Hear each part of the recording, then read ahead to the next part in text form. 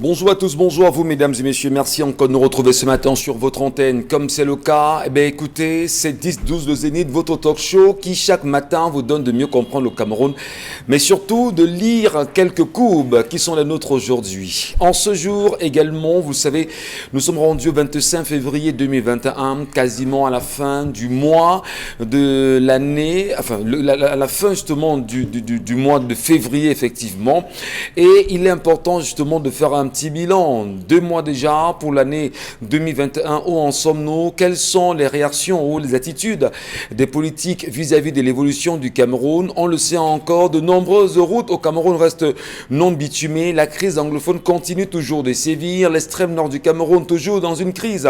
On continue avec Boko Haram. Au sud du Cameroun aujourd'hui, des populations peinent encore à se nourrir véritablement. À l'est du Cameroun, l'exploitation forestière fait de grands ravages là-bas et beaucoup de tensions. Finalement, le Cameroun est toujours en mouvement et il faut le reconstruire. Mais maintenant, comment reconstruire le Cameroun? Quels sont les acteurs crédibles avec lesquels on peut construire le Cameroun aujourd'hui? Quels sont les leviers aujourd'hui permettant à chaque Camerounais de se dire je suis Camerounais et moi aussi j'ai un apport conséquent, qualitatif et même qualitatif et quantitatif justement pour la construction de l'édifice national. Nous y sommes encore ce matin pour tenter tant bien que mal d'édifier les Camerounais que vous êtes, avec vous d'ailleurs. Et comme vous le savez, vous connaissez les plateformes qui nous unissent chaque matin. Charles Hamel, Bombo, Karine, Dominique Audrey et moi-même, on sommes unis pour la même mission jusqu'à midi. Madame, Monsieur, vous serez servi. Bienvenue à vous. Charles Hamel Bachou, bonjour. Bonjour, Monsieur Michel Ngachou. Bonjour à tous les téléspectateurs. On va bien sûr le dire, aujourd'hui ça bouge énormément au sein du Social Democratic Front de Ni John Fundi qui, dit-il, il y a une semaine et plus, n'est plus à la tête du parti. Il y a des tractations en interne.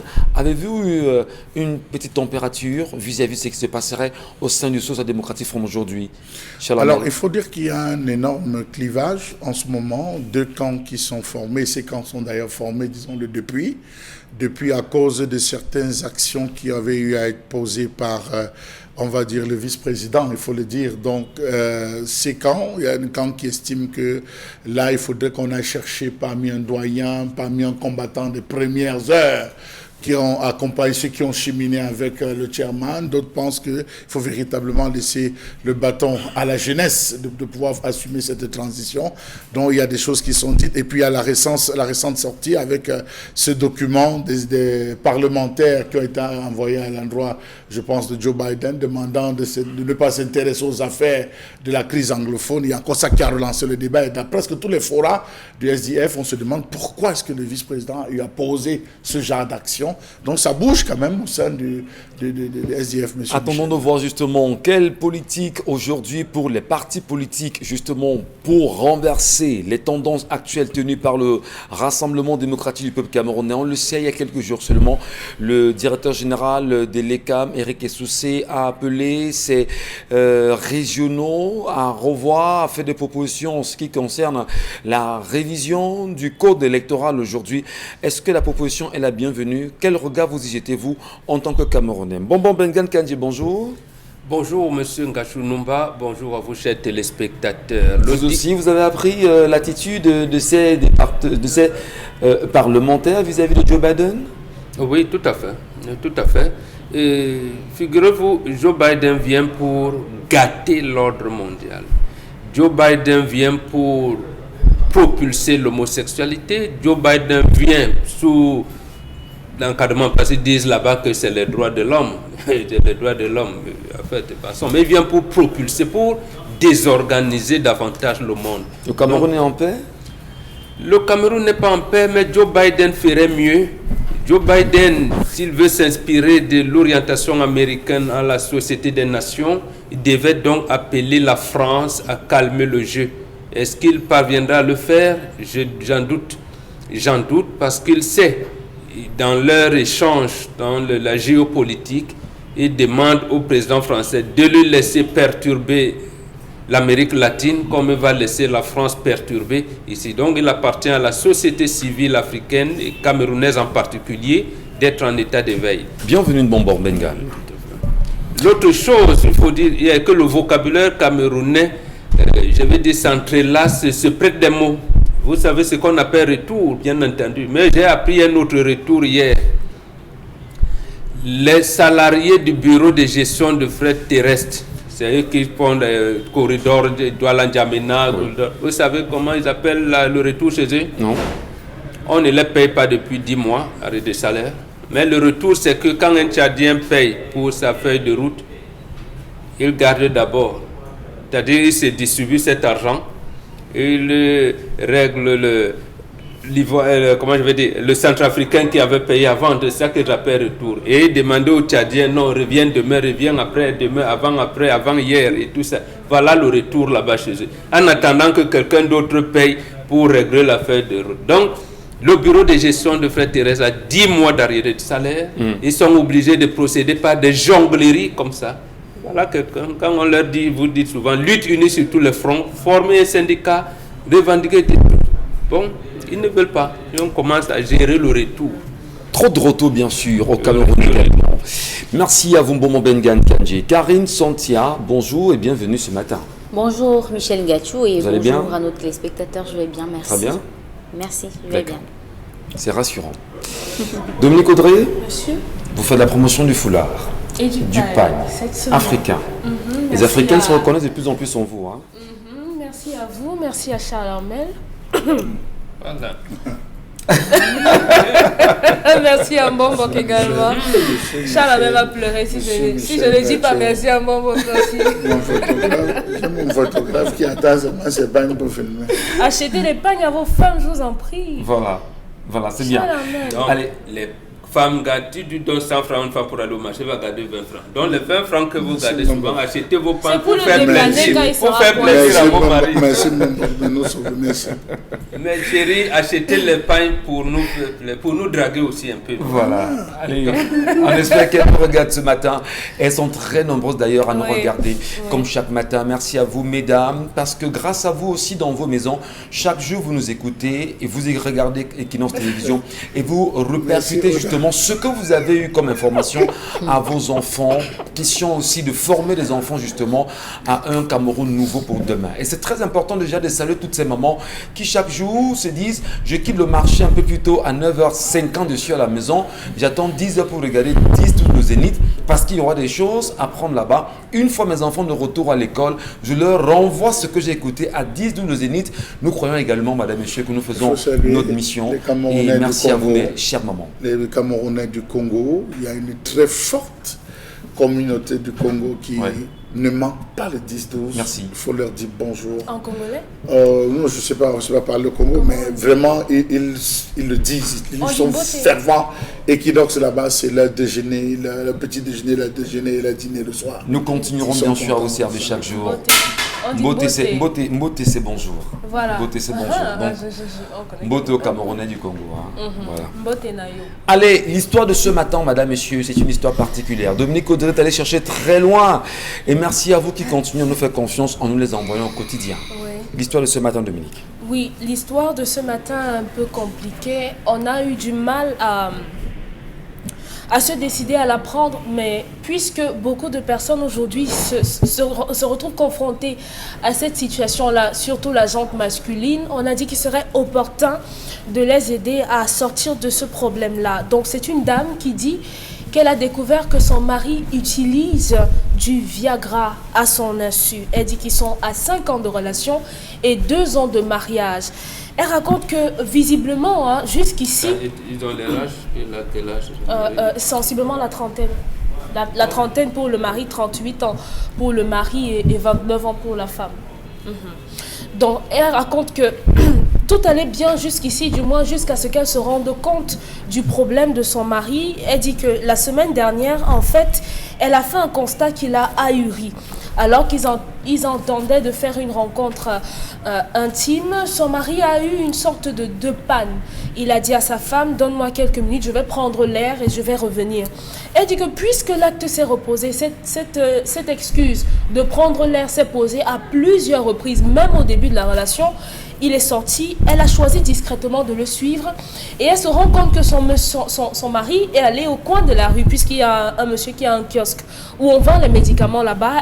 Il est allé, on lui a donné des comprimés, puisqu'elle était loin, elle n'a pas pu voir distinctement de quel comprimé il s'agissait. On lui a donné un truc, il a bu et lorsqu'elle a vu que son mari revenait, elle a couru à la maison, s'installer comme si de rien n'était et la chose s'est faite.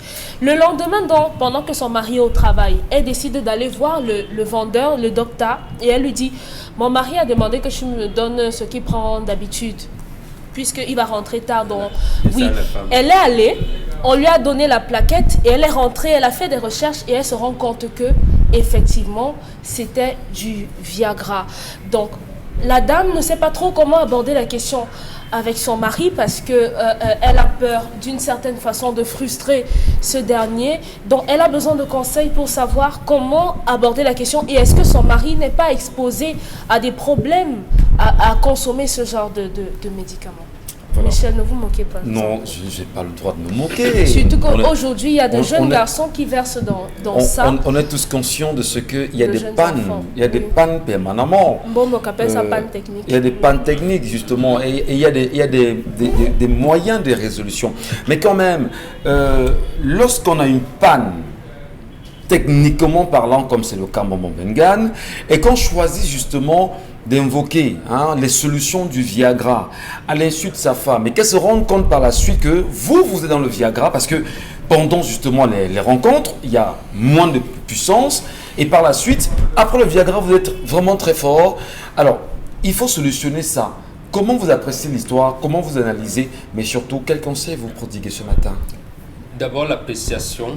On sent que c'est un couple qui n'a pas grandi au village, qui n'a pas été à l'école du mariage. Deuxièmement, un couple occidentalisé, je s'entends. Deuxièmement, l'homme a honte et la faute revient à la femme. C'est la femme qui a la faute. Comment ça? En réalité, c'est la femme qui reçoit son mari. C'est elle qui constate et apprécie l'effort mécanique. S'il y a défaillance mécanique, c'est elle qui ressent, c'est quelque chose. C'est tout. Donc, elle vient espionner maintenant, elle ne sait pas comment répondre. Non, c'est pas l'homme en honte. Apprenez. Qu'est-ce qui empêche l'homme justement de dire également, d'échanger avec sa compagne et ensemble d'évoquer des sujets qui peuvent peut-être fâcher, mais justement, quand vous n'avez pas été à l'école du mariage, c'est d'abord ce qu'on appelle l'intimité entre vous. Vous n'êtes plus dans l'intimité. Oui. Vous voyez que l'homme a des faiblesses, il cache. La femme peut avoir il cache. Ici, on estime que nous, dans l'Antiquité, on ne savait pas prendre nos femmes, mes chers amis. On savait les prendre. Et c'est elle-même qui te dit, non, je ne pas encore, ainsi de suite, ainsi de suite. Oui. Et quand elle constatait qu'il y a un début de panne mécanique, de défaillance mécanique, il y a des ingrédients qu'on met dans nos sauces. Il y a par exemple une liane qu'on appelle le kamdik. Toutes les femmes qui vendent les condiments au marché connaissent ça. Oui. Donc à notre époque, quand la femme constatait qu'il commence à avoir une défaillance mécanique, d'abord qu'il n'y avait jamais de défaillance mécanique avant l'âge de 45 ans. Comment un jeune homme, trentaine d'années, a une défaillance mécanique? Il sort d'où? C'est peut-être l'alimentation occidentalisée qui l'amène à avoir. Non, on ne peut pas avoir une défaillance mécanique avant 50 ans. Ce n'est pas possible. Comment vous expliquez? Oui, d'accord. Il y a un problème de. Il y a le kamdik. Quand vous rentrez, comment ça? Le matin, madame, elle va autour du village. Oui. Parce que sa maman, parce que sa belle-mère lui ont dit, prends ça, elle te fait un bouillon, un petit bouillon là, avec le macabo rouge et les champignons. Parce que les champignons poussent pendant la saison de pluie. Et on les sèche justement pour la saison sèche. Donc les champignons qu'on sèche là, on fait un bouillon de macabo rouge ou de d'igname et tout. Ouais. on met le camdic dedans, même avec quelques maniakas et tout. Et justement, c'est la femme qui prépare la nuit, c'est pas l'homme.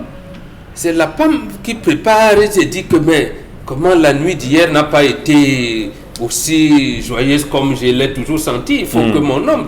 C'est comme ça que ça se fait. Très bien. Donc vous mettez ça et il y a plein de condiments comme ça. Quand vous le faites dans le matin avant que monsieur sorte, revient le soir, vous redoublez encore la dose. C'est comme la nivaquine qu'on vous prescrit à l'hôpital le matin, midi et soir. Il y a une succession, voilà, il y a une nutrition permanente. Voilà, au bout de 3 jours, 4 jours, monsieur revient et c'est madame qui est contente. Tu vois, elle se réveille même à 6 heures et balaye la maison et commence à chanter. Maintenant, comment maintenir? Parce que là, il faut maintenir. Après les 4 jours, il faut maintenir. Mais si, justement, ici, le Viagra a ceci de particulier qu'à la longue, il va perturber ton système nerveux. Tu peux être défaillant complètement. Alors que les condiments qu'on utilise, le camdic par exemple, permet de revitaliser tout le corps. C'est-à-dire c'est de manière naturelle. Ça augmente non seulement les globules blancs. Donc, quand vous mangez ça, et même la grippe classique, vous soignez. L'hypertension, donc la circulation normale du sang, vous soignez. Les maux de reins, vous soignez au même moment. Donc, en fait, vous revenez naturel. Et c'est ça, c'est la femme qui a tort. Elle doit rentrer vite voir sa maman, si elle vit encore, ou sa belle-mère. Bon, il doit d'abord laisser monsieur. Voilà, si vous dites à monsieur que, bon, vous voyez, nous on n'aime pas quand il y a une crise de communication entre les deux. Vous avez vu la faille. Sachez que mon fils, votre mari a un peu honte. Vous-même, c'est vous qui recevez. Revitalisez-le en allant auprès de ta belle-mère, ta maman propre pour chercher ces condiments-là et revitaliser. Voilà. Il y en a beaucoup. J'ai pris seulement le plus en vue. On dit qu'on peut faire une sauce là. Très important. Avec le manyanga ou le mbunga et tout. Voilà. On va justement le dire que l'Afrique a de grandes réalités aujourd'hui. Mais Karine Santia, comprenez-vous grand-chose à ça, vous? Oh oui, on comprend grand-chose. Maintenant, tout dépend de l'alimentation. Hein. Vous savez que notre alimentation est vraiment très délicate. Avec les additifs alimentaires, ça n'arrange pas vraiment les choses. Vraiment pas du tout. Une recherche a démontré que la consommation de l'additif alimentaire, je ne vais pas gâter le marché de qui que ce soit ou de quelque entreprise que ce soit, de la consommation du cube par exemple, chez les hommes, causerait des défaillances au niveau sexuel. Maintenant, pour revenir au véritable... Il dit que serait à l'origine de quelques pannes techniques. C'est vous qui le dites comme ça. Moi, j'ai dit ça comme ça. Donc maintenant, ceux qui ont compris pourraient interpréter. On s'est compris. Les pannes techniques, c'est pour les bonbons. Moi, on ne peut pas avoir de pannes techniques. Non, je dis le langage là, c'est vous. Voilà. D'accord. Nous écoutons. Puisque vous y comprenez grand chose, nous restons suspendus à vous. Alors, il faut dire que la consommation du Viagra est une conséquence. Ça veut dire que l'homme en question lui-même a vécu ça pendant déjà longtemps et la femme n'a pas constaté. Et c'est un peu dommage parce que il y a tellement d'évidence lorsque vous êtes avec quelqu'un avec qui vous avez l'habitude d'être, qui change. Parfois, la personne avec laquelle vous voulez passer à l'acte vient vers vous, mais avec une certaine fureur. Et si vous ne le remarquez pas... J'ai très peur des mots que vous utilisez. Non, je parle de fureur. Je suis vraiment mesurée. Je suis d'accord avec votre analyse. J'ai peur des mots que vous utilisez, c'est tout. Vient avec une certaine fureur, vous voyez, les yeux sont tout rouges, le visage est vraiment attaché et il y a une certaine violence dans les actions. Ça fait que la personne que vous connaissez par exemple, douce, n'est plus pareille à ce moment-là. Ça veut dire qu'il y a un type. Maintenant, lorsque la personne est avec vous et que vous avez déjà commencé l'action, elle désiste et va prendre quelque chose avant de revenir. Il faut comprendre que ce n'est plus pareil du tout. Une personne, parce que quand vous commencez et que vous coupez à un moment donné, c'est plus pareil quand on reprend. Mais sauf que quand lui reprend... Si le mec arrête là maintenant, il arrête justement, c'est mal barré pour le couple. Hein. Non, c'est pas de ça qu'il est question. Si le mec arrête et ne continue pas, dit qu'il n'arrive pas, là, maintenant, la femme pourra comprendre qu'en fait, il y a un problème. Sauf que lui, quand il arrête, il sort, il peut acheter le médicament. Il se dope bien avant de venir prendre. Sauf que ça ne l'arrange pas. Lui-même, elle pourra devenir veuve très tôt. Vraiment, ça ne l'arrange pas. Ni lui, ni elle. Je m'explique. Lorsque les hommes, par exemple, utilisent le Viagra, c'est pour avoir une érection parfois très prolongée ou encore, et ça peut être douloureuse. on ne va pas jusqu'au bout.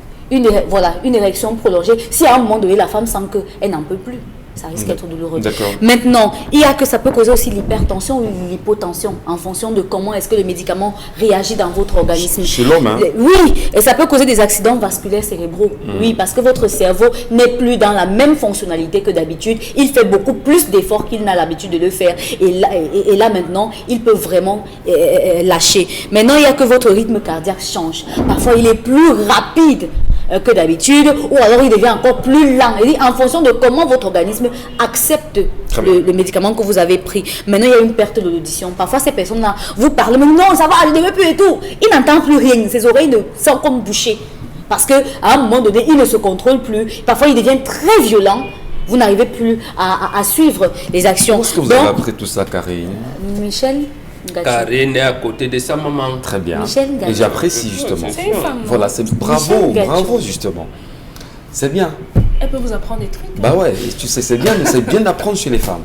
C'est important. Ça fait le deuxième point. On va en mariage pour chercher le bonheur et l'équilibre. Ouais. Voilà, le bien-être. Et le bien-être d'une femme commence par là. Ça, c'est bien. Pas te chanter on transmet nos amitiés à maman ce matin.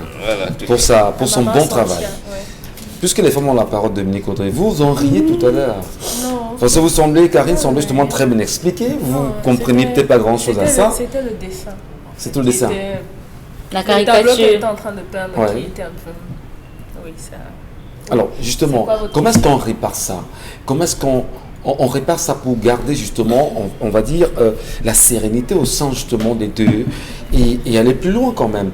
Est-ce que c'est continuer à prendre ça, stopper, se faire traiter, juger l'efficacité ou pas? Comment vous analysez la chose? Savoir d'abord d'où vient le problème. Ouais.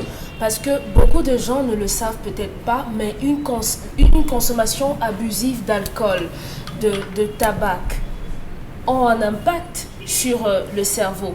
La consommation, le stress, en fait, ont des effets sur le système nerveux. Et Le stress et la fatigue. Oui, un début de diabète également, parce que vous savez qu'une présence excessive du taux de sucre dans le sang a un impact sur les nerfs. Ce qui fait que pour que l'homme puisse être dans les prédispositions ou bien dans les dispositions pour faire voyager son vis-à-vis, sa femme, il a besoin de cet organe-là. Si le système nerveux n'est pas en bon état, cet organe va répondre aux abonnés absents, malheureusement. Donc, il faudrait savoir, est-ce que ce n'est pas dû d'abord à l'alcool, au tabac ou au diabète. Maintenant, la question du stress intervient. Il faudrait que les femmes, pour celles qui sont en couple, ou bien qui sont mariées et tout, je dis n'importe quoi, lorsque vous êtes en couple avec un homme, vous devez savoir comment il va. Je veux dire que le simple fait de le voir rentrer à la maison, vous savez comment est votre mari. Vous savez s'il est content ou bien s'il ne l'est pas. Et maintenant, les hommes rencontrent parfois des difficultés dans leur lieu de service qui fait que lorsqu'ils rentrent dans la maison, ils ont une sorte, je ne sais pas si on va aller jusqu'à dire que c'est une dépression, mais ils sont tellement mal dans leur tête que ça a un impact sur tout le corps. Beaucoup de femmes ne le savent pas qu'il y a un management spécial à avoir avec leur mari si on veut pouvoir chantonner le matin en balayant la cour. Un mari qui n'est pas bien dans sa tête ne sera pas rentable, du moins n'aura pas d'oreille à vous tendre pendant la nuit, puisqu'on dit que la nuit porte conseil. Et on nous a expliqué ce que ça signifiait ici. Donc votre mari ne pourra pas vous écouter. Grande-mère vous a appris des choses, hein? Vous ne savez même pas, hein? Vous ne savez même pas ce qu'elle m'a D'accord. appris. Donc, et il y a ça également. Maintenant, si on doit parler du Viagra, il faudrait dire que naturellement, il y a des produits, il y a des aliments qu'on peut consommer, qu'on fait consommer à son partenaire qui sont bons. Le gingembre, en plus d'être un aphrodisiaque, est bon. Le ginger, c'est mieux de dire comme ça. Le ginger, c'est bon pour le corps. On a le clou de girofle également et on a même le ginseng. Ce sont je ne sais pas si on va dire Viagra. Hein. Bon, félicitations. Ce sont pas... On a toute une bantou qui fait un cours sur Mais je vous dirais justement que toute la réalisation est en train de prendre des cours. Oui. Nous saluons justement Emmanuel Wapi, Carlos Miloué, qui sont justement en train de prendre des cours ce matin. Consommer du ginger, consommer de l'ail, consommer du clou de girofle. Et également aux femmes, vous pouvez de temps en temps faire bouillir du persil et donner à boire à votre mari comme du thé. Peut-être une fois, une semaine par mois ou bien quelques jours dans le mois. Ça va nettoyer les reins. Et maintenant, si on a un partenaire qui n'est pas très... il faudrait aussi que la femme fasse un travail sur elle, parce que c'est elle qui peut provoquer, qui peut susciter un certain nombre de choses.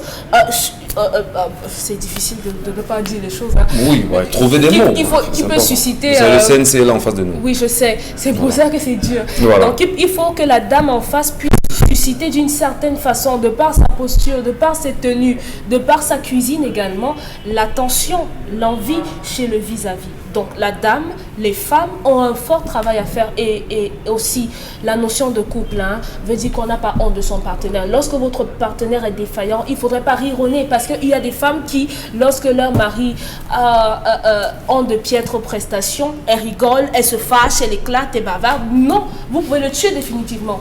Vous n'imaginez pas justement que vous rentrez du travail chez Arla Membachou, vous avez passé toute une journée difficile. Le patron vous a grondé. Ben écoutez, laissez les patrons. Vous passez toute une la simple fatigue. Vous rentrez, on vous dit, ben écoutez, cher monsieur, il est 18h, il est 19h ou 20h, vous avez mangé, vous avez pris votre bain, vous avez mangé, et tout de suite on vous dit, cher monsieur, allez, il faut travailler. Vous dites, mais laissez les gens même se reposer d'abord dans cette maison, c'est hyper compliqué. On vous dit non, vous ne le faites pas.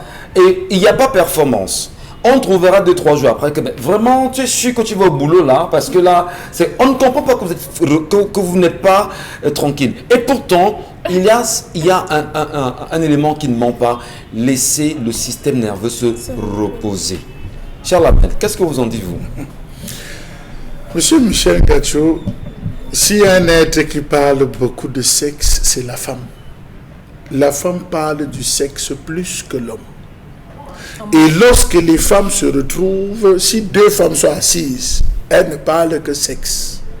La preuve, donc il y a une vidéo... on ne parle que des pantalons. Oui, vous avez vu cette vidéo où on dit comment attacher la viande, garder la viande pour pouvoir tenir l'homme. Aujourd'hui, on vous dit, ben, de carité, vous mettez là, ça soulève les seins. On vous dit, cristaux de menthe dans le vagin, ça ressort. Monsieur Michel, je vous en prie. Monsieur Michel, c'est un sujet très important. C'est pour ça que j'emploie des expressions. Oui, on peut comprendre. Monsieur Michel. Oui, mais trouvez des donc quand vous voyez des femmes, entre elles se mentent.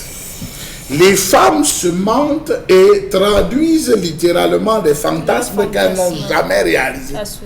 Vous comprenez? Donc voilà une jeune fille de 30 ans qui est tombée sous le coup d'un fantasme, d'une qui dit non, dès que mon mari entre, je l'arrête seulement à la porte, je le prends et voilà. Ouais, Dominique, elle a venu m'attaquer tout à l'heure. Donc voilà une qui brutalise son mari. Elle n'a pas pris la peine de comprendre, elle n'a pas pris la peine de connaître son mari. Les Dantous connaissent 3 phases d'amour, monsieur Michel Gacho. Il y a l'amour du chant. On appelle ça l'amour du chant. Vous avez suivi Mbafo, le morceau Mbafo, où pendant que la femme est en train de labourer, elle a des positions et tout. C'est spontané, c'est stimulé. C'est 5 secondes et c'est terminé. Vous avez... Monsieur Michel Gacho, excusez-moi, c'est pas un con. Vous avez... C'est eux qui choisissent des sujets. Je suis envoyé par on en parle. Maintenant, il y a l'amour de chercher l'enfant. Je parle de mon village.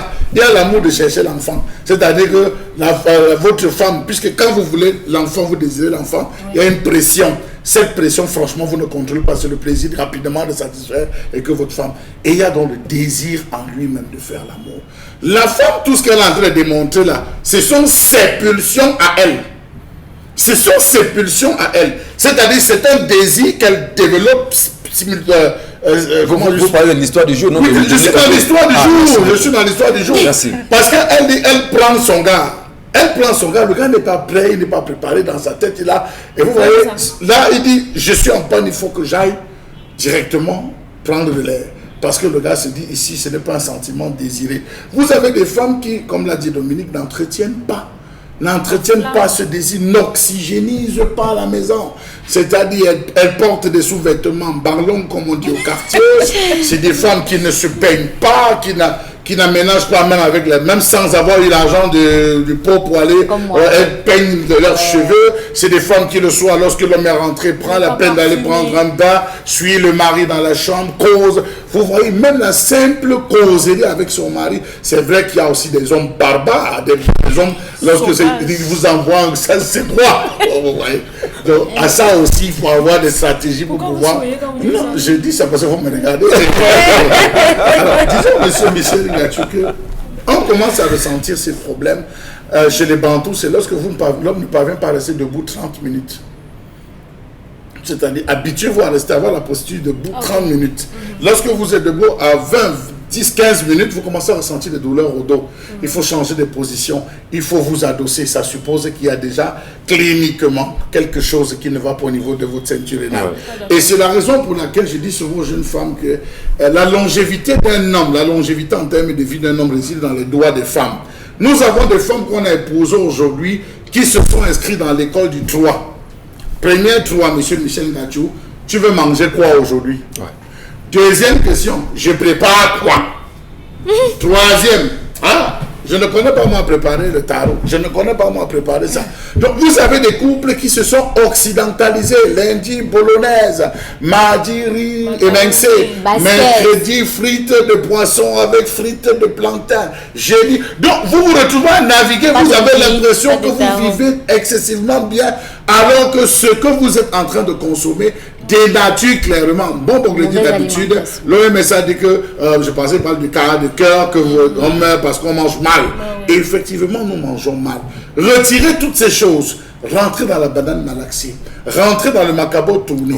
Rentrez dans le maïs pilé. Rentrez dans les pommes pilées. Rentrez dans des repas purement traditionnels où on n'a pas besoin d'ajouter tout ce qu'elle disait comme ces additifs. Monsieur Michel, vous avez le macep, le persil, le basilic, vous avez tous ces différents trucs. Faites des petits. Regardez, si vous avez fait la chasse, monsieur Michel Ngachu, au village, lorsqu'on attrapait le rat n'arrivait jamais au village. C'est au champ. On s'est brûlé le champ, on le dépaissait, on avait les petits condiments qu'on coupait.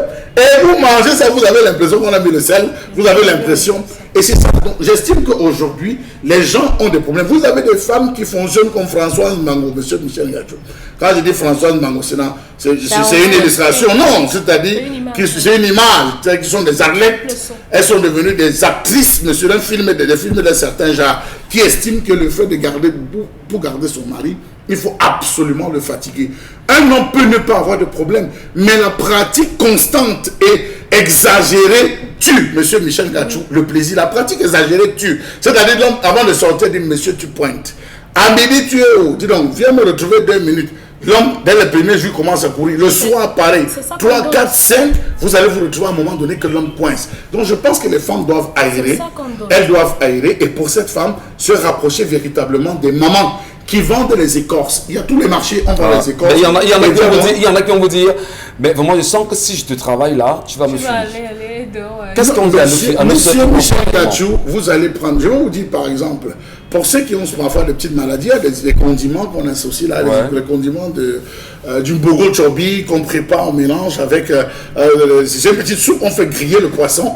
Vous mangez ça, monsieur Michel Ngachu, avant 18h. Si vous mangez à midi, avant 18h, ça relève, ça relève et ça soigne. Le drame, c'est que ça soigne. C'est un antibiotique naturel.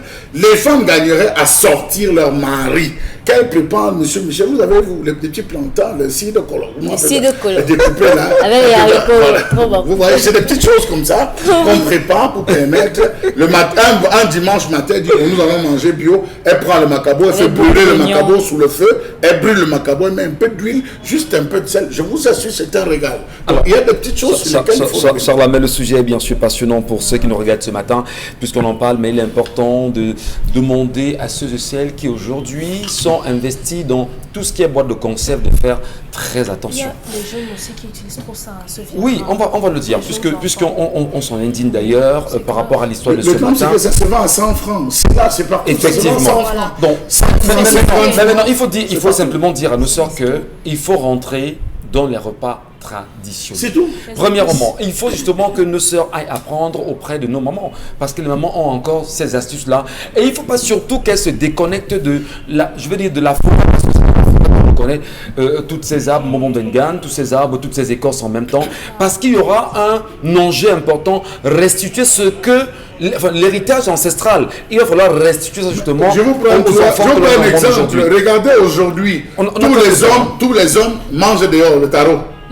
Un homme C'est ne le mange deuxième pas le mouvement. tarot dehors. Impossible. Le tarot fait dehors est différent du tarot composé à la maison. Voilà. Le héros, aujourd'hui, regardez tous les restaurants préparent le héros. Il y a une façon stratégique Même la de préparer culture le de héros. tourner le Même le Watalif, la dose de Watalif joue, monsieur Michel Ngachou. Sur les rames. Donc, je vous dis aujourd'hui, on a laissé. Et puis les femmes, quand tu dis à la femme à la maison, certains hommes, prépare-moi le héros, le tarot. Elle dit, je ne connais pas. Pas manger dehors, non. C'est Ou bien bien ça, je ne dommage. vais pas payer. Je ne vais pas payer, je l'amène, tu manges. C'est bien Vous savez, dommage. des foyers encore, des femmes C'est bien vont dommage. acheter la nourriture dehors pour que le mari mange dedans. C'est bien Pour dommage. imaginez-vous. Merci beaucoup, Charlamel. Merci à vous, madame, messieurs.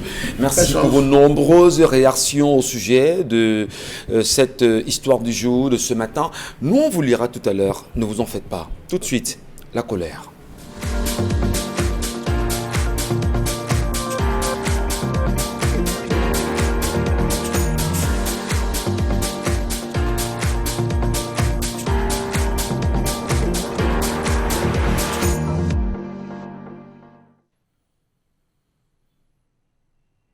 Je m'interroge ce jour sur la question du non-respect des droits de l'homme dans les unités de sécurité publique, notamment commissariat et gendarmerie. Le Cameroun, depuis peu, quelques semaines, prépare un long métrage avec pour titre « Torture, réalité banale, impunité systématique ». Voilà le titre de ce film que le Cameroun est en train de tourner tranquillement. Sommes-nous dans la logique du policier ou gendarme roi, mieux dans le règne de l'impunité? Comment comprendre qu'il ne passe plus un seul jour sans que l'on ne fasse allusion au cas de torture dans les unités de sécurité de ce pays? Pourtant, la loi numéro 97/09 du 10 janvier 1997, modifiant et complétant certaines dispositions du Code pénal, a inséré dans celui-ci un article 132 bis intitulé « Torture ». Au terme du paragraphe 5, alinéa A et B de cet article, le mot « torture » désigne tout acte par lequel une douleur ou des souffrances aiguës, physiques, mentales ou morales, sont intentionnellement infligées à une personne par un fonctionnaire ou toute autre personne agissant à titre officiel ou à son instigation ou avec son consentement, exprès ou tacite, aux fins notamment d'obtenir d'elle ou d'une tierce personne des renseignements ou des aveux, de la punir d'un acte qu'elle ou une tierce personne a commis ou est soupçonnée d'avoir commis, de l'intimider ou de faire pression sur elle, ou d'intimider ou de faire pression sur une tierce personne, ou pour tout autre motif fondé sur une forme de discrimination, quelle qu'elle soit. L'article 122, alinéa 2 du Code de procédure pénale stipule que le respect ne sera point soumis à la contrainte physique ou mentale, à la torture, à la violence, à la menace ou à tout autre moyen de pression, à la tromperie, à des manœuvres insidieuses, à des suggestions fallacieuses, à des interrogatoires prolongés, à l'hypnose, à l'administration de drogue ou à tout autre procédé de nature à compromettre ou à réduire sa liberté d'action ou de décision, mieux à altérer sa mémoire ou son discernement. Voilà ce que dit le Code de procédure pénale, voilà les textes qu'on a lus. Mais dans le contexte camerounais, les textes existent, mais étaient-ce appliqués? Point d'interrogation. Comment donc comprendre le non-respect flagrant de la loi par les unités de sécurité, qui a amené les experts des droits de l'homme à conclure que la torture est pratiquée d'une manière massive et systématique par des membres de la force publique? À quelle fin? Point d'interrogation. Comment comprendre cette habitude barbare et sauvage pratiquée aux fins habituelles d'obtenir des renseignements utiles dans l'optique du maintien de l'ordre, d'arracher des aveux à des personnes soupçonnées d'avoir commis des infractions et d'infliger un châtiment extrajudiciaire immédiat. Coup de poing, coup de fouet barbare à des heures de la nuit, balançoire, corps mouillé et fer à repasser, corps mouillé et frappe à la matiette, suspension durant des jours et des nuits par les poignets et j'en passe. À l'aide de seaux et d'une matiette, on inflige des sévices corporels sur le dos nu et mouillé, sur les plantes de pied, aux fessiers, le ventre au sol et la face étouffée. Comment comprendre que ni la jeunesse, ni la vieillesse des personnes privées de liberté ne les mettent à l'abri d'un traitement inhumain, encore moins celle des femmes enceintes qui, elles aussi, à des moments, subissent ce type de violence où on a vu, en cas d'aveu ou alors, disons-le, de torture, où des femmes recevaient des coups, des femmes enceintes des coups sur le ventre. Quelle est l'identité des personnes qui se cachent derrière un téléphone pour ordonner aux forces de sécurité de pratiquer la torture et la détention secrète alors que les lois camerounaises sont contre cela? Comment comprendre le principe de solidarité du corps, tant dans la gendarmerie que dans la police, qui ne permet pas la création de services spéciaux chargés de procéder à des enquêtes lorsque des allégations de torture sont formulées et de veiller à ce que ce genre de méfaits ne soit plus perpétré? Comment comprendre que la torture soit tolérée, pour ne pas dire encouragée par certains responsables des unités de sécurité dans des lieux de détention où elle est pratiquée? Comment comprendre que les chefs locaux de la police et de la gendarmerie affirment mordicus dans l'ensemble des enquêtes qui sont parfois menées, ne pas être au courant de ces pratiques dans leurs unités, disant que cela arrive quand ils ne sont pas là? Comment comprendre que les procureurs ne s'acquittent pas non plus de leurs responsabilités? Ils sont censés procéder à des inspections régulières pour s'assurer que les détentions sont légales. Comment comprendre le fait que plusieurs fois, l'on a entendu par voie de presse que certains détenus malades n'aient pas eu accès à leurs soins médicaux, que des personnes ont été molestées par des hommes en tenue, jusqu'à ce que mort s'en suive? Les exemples de ces dernières semaines en disent long. Comment comprendre que nos gouvernants se refusent à reconnaître la pratique de la torture, alors que les observateurs internationaux indépendants n'ont pas la possibilité de se rendre librement dans les lieux de détention et de rencontrer les personnes détenues? Comment comprendre que depuis la dénonciation d'actes de torture comme action, aucune action n'a été menée de manière indépendante et impartiale sur toutes les allégations de torture, de détention au secret et d'autres traitements cruels, inhumains ou dégradants concernant tous les lieux de détention? Parlons peu, mais vrai. Dites-moi comment comprendre qu'à peine vous êtes interpellé par les agents de maintien de l'ordre, on vous froisse, vous gifle, vous racle, vous piétine, vous botte, on pose les pieds, les range sur la tête en vous disant « tu ne parles pas, tu ne parles pas, eh bien tu vas parler ». On vous oblige à vous asseoir à même le sol, dans les eaux sales, parfois sur les selles des animaux, souffrez que j'emploie cette expression. On vous tabasse et après on vous verse de l'eau. Comment comprendre cette envie folle de certains hommes en tenue de s'exhiber dans une violence à nul autre pareil? Ils ont tous des sobriquets inquiétants dans les brigades et les commissariats. Il y a certains qu'on appelle coxeurs, le broyeur, Barbedure, Jean-Claude Van Damme, Boloyoun, Otemoro et j'en passe. On vous dit, laissez ce cas à Otemoro, il sait comment les traiter. Merci beaucoup, monsieur Mbathiou Charlamel.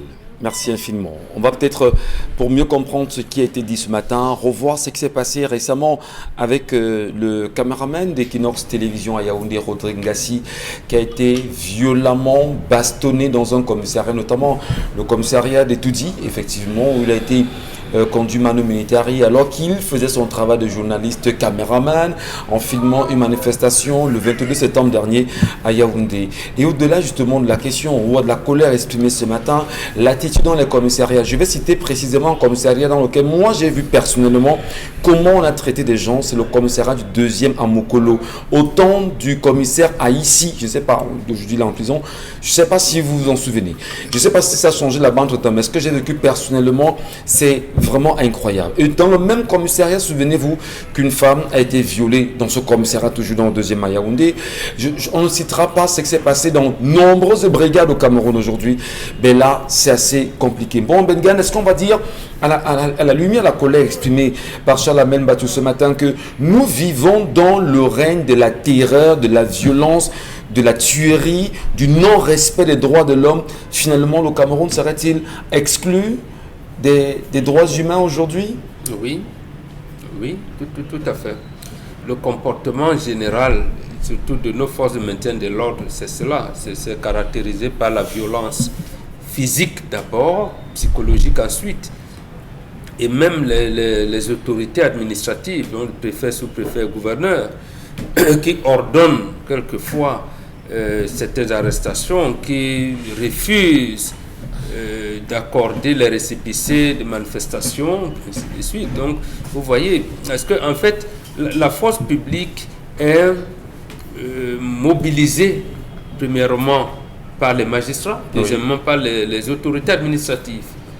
Et l'autre plan qui est leur comportement quotidien, parce que, par exemple, je peux me plaindre auprès d'une brigade de gendarmerie ou d'un poste de police et on torture.